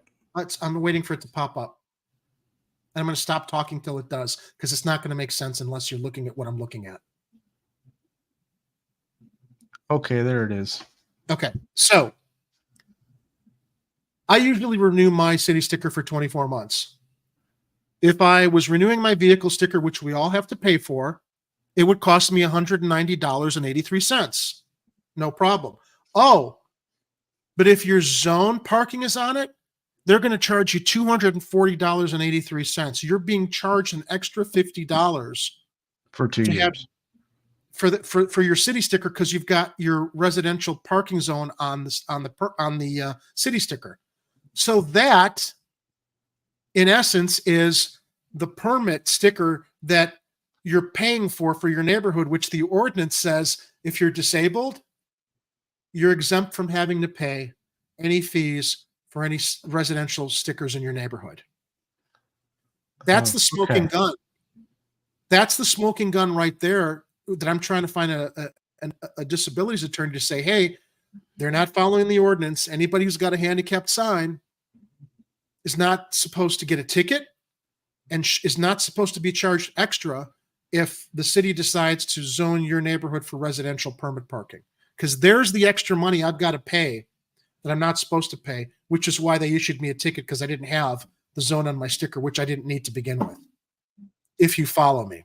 So I just want to do a follow-up to that, because it was funny because the Eureka, when I got the notice from the city, I'm like, oh, this is what the ordinance is relating to when it says if you're disabled, you're exempt from having to pay any fees for permit residential parking. And I'm like, what fees? Oh, the extra fee that they're attaching to the city sticker. Boom. Perry Mason moment. So that's that. And I'm going to shut my browser windows because I'm sick and tired of interfering with the StreamYard broadcast. Okay. Yeah, I'm still curious what the hell's causing that. Something weird. Something hinky. All right, everybody. That's our Friday show. I've got some delicious Thai food that was delivered 3 hours, 12 minutes ago that's sitting, actually 3 hours. I want to go dive into. Anything else you want to share, Ed, before we close out?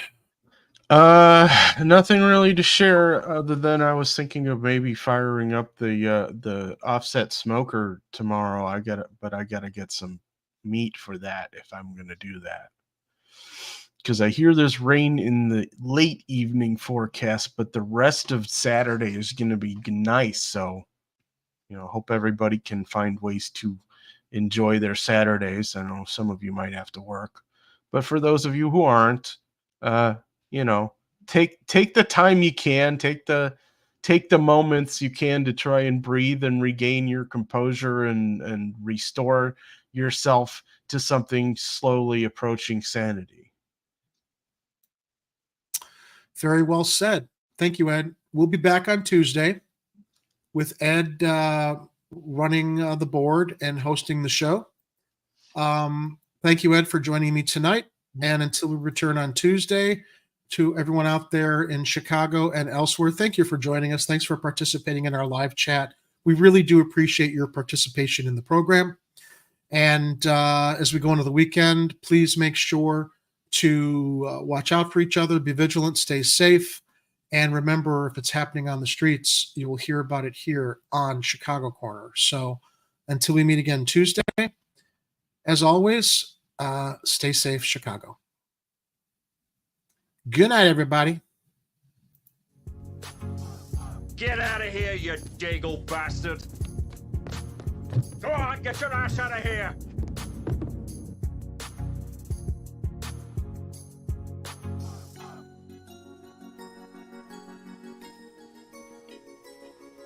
You're still here? It's over. Go home.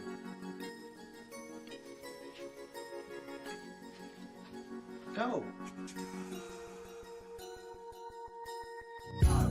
The views and opinions expressed in this program are those of the speakers and do not necessarily reflect the views or positions of any entities they represent.